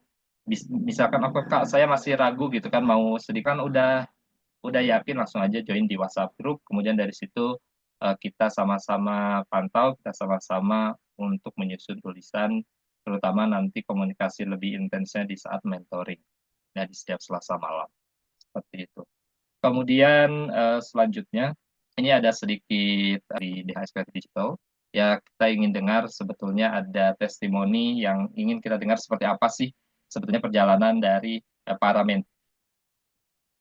Saya akan share sound dulu untuk memastikan suaranya terdengar. Kang Asep, Ya, izin Kang Acep. So here we have foreign students, Kang Acep. Perhaps you could a little bit of defense heritage, yeah, just in general about the internship opportunity in English a little bit, Kang Acep. Thank all you. right, all right. Okay, no problem. So, but let me finish this testimony what we can offer to the foreign students. Is that all right? Yeah, no worries, no worries. So All right. the foreign students, please in English. Thank you. All right, sure. Kita dengarkan dulu. Let me finish with the testimony.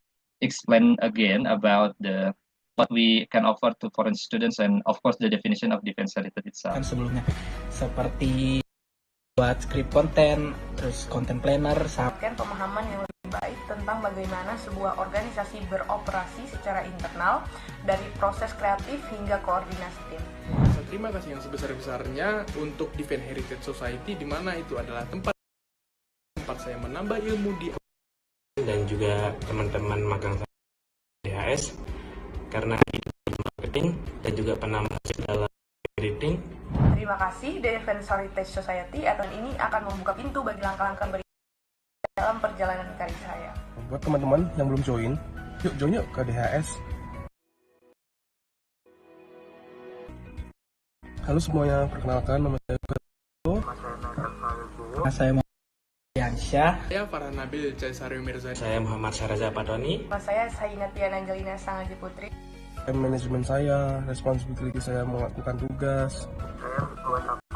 Berbagai macam skill individual yang saya tidak pernah dapatkan sebelumnya, seperti content making.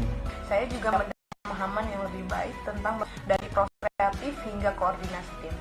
Mana itu adalah tempat magang saya, tempat ilmu di akhir semester saya berkuliah ini. Magang saya selama di DHS. Nah, di sana saya mendapatkan skill dalam editing. Terima kasih Defense Heritage Society, ini akan membuka pintu bagi langkah-langkah berikutnya dalam perjalanan karir saya. Buat teman-teman yang belum join. Alright, itu testimoni dari peserta magang kemarin di Defense Heritage ya. Ada berbagai batch dari presiden di batch sebelumnya juga. Tapi memang paling banyak kami menerima magang dari PU ya, Presiden Universitas. Ada dari Computer Science atau IT, kemudian dari bisnis juga. Tapi kebanyakan dari International Relations. Ya mungkin connect dengan Defense Heritage ya. Banyak di situ ada berbagai juga konsentrasi, ada yang diplomasi gitu kan, ada defense. Jadi saya juga belajar tentang jurusan-jurusan itu, terutama mereka bisa sharing saat profile presentation di awal magangnya.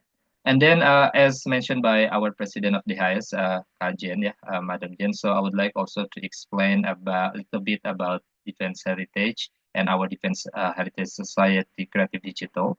So, Defense Heritage itself is kind of NGO or non-profit organizations that focus on promoting the narrative, the history, and also the defense of Indonesia, becoming Indonesia period, I think 437 years, or 1511 until 1949. So that's the period where we really focus on how we can really learn and also promote our what we call our defense history, and we can kick out the colonialisms from our country, Indonesia. And in Defense Heritage Society Creative Digital, as a special division where we focus on providing the skills and knowledge about digital branding and also promoting Defense Heritage itself, we have a routine meeting every Tuesday evening from 8 to 9 p.m. Jakarta time online. And this is also a place for many students from Presiden University, in particular, having internship with us. So we offer around 2 months or even less than that, but normally 3 months. They have internship program with us. And I know that the current internship student here that joining us this afternoon is Brother Edward. Edward Sawati currently is also interns in Defense Heritage Society Creative Digital. So for those who wants to join us as interns or want to know further about Defense Heritage, just come and join our meeting every Tuesday evening from 8 to 9 p.m. Jakarta time.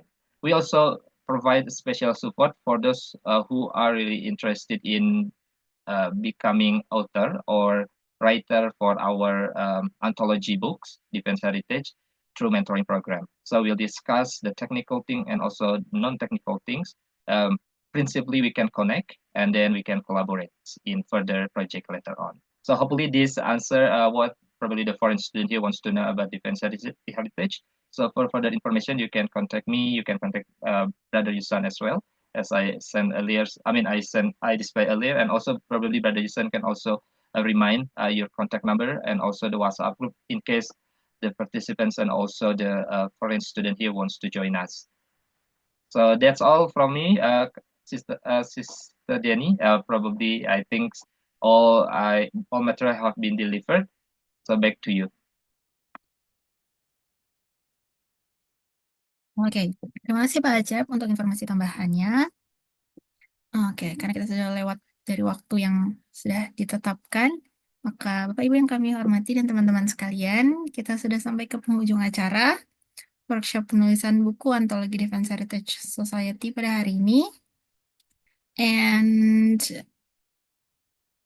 oke, mungkin sebelum selesai kita akan ada sesi foto lagi sekali lagi bersama dengan Ibu Jen. Karena tadi di awal Ibu Jen belum hadir. Oke, teman-teman yang ada di room Zoom meeting bisa tolong dinyalakan kameranya. We will be having another photo session, so please, if you guys might turn on the camera.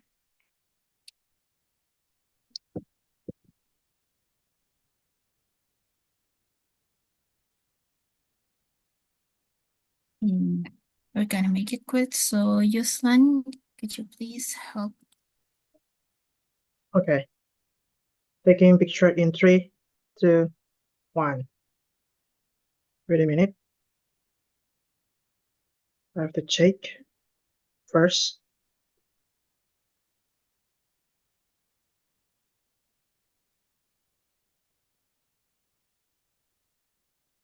Okay, once again, for the last, taking picture in 3, 2, 1.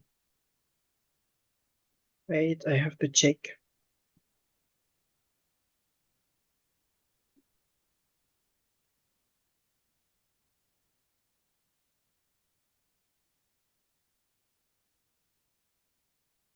All right, it's finished.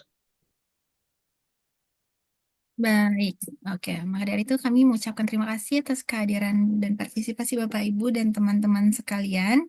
Bila ada pertanyaan atau saran lebih lanjut dapat dikomunikasikan pada grup WhatsApp yang sudah tersedia. Okay, we would also like to thank you all for your presence and participations. If you have further questions or suggestions, you can communicate them in the WhatsApp group provided. Okay. Kami mengucapkan terima kasih dan mohon maaf yang sebesar-besarnya apabila ada kata-kata atau kesalahan kurang berkenan. Dan bila wali taufiq wal hidayah, wassalamualaikum warahmatullahi wabarakatuh. Sampai bertemu di kesempatan-kesempatan selanjutnya. Thank you all. Thank Ya, you, Mas. Sis Jenny. Thank you, Yusuf. Thank you, Madam Thank Jen. you, Thank you, Kang Kak Acep. Ilen. Terima kasih, Thank you, Madam. Firman.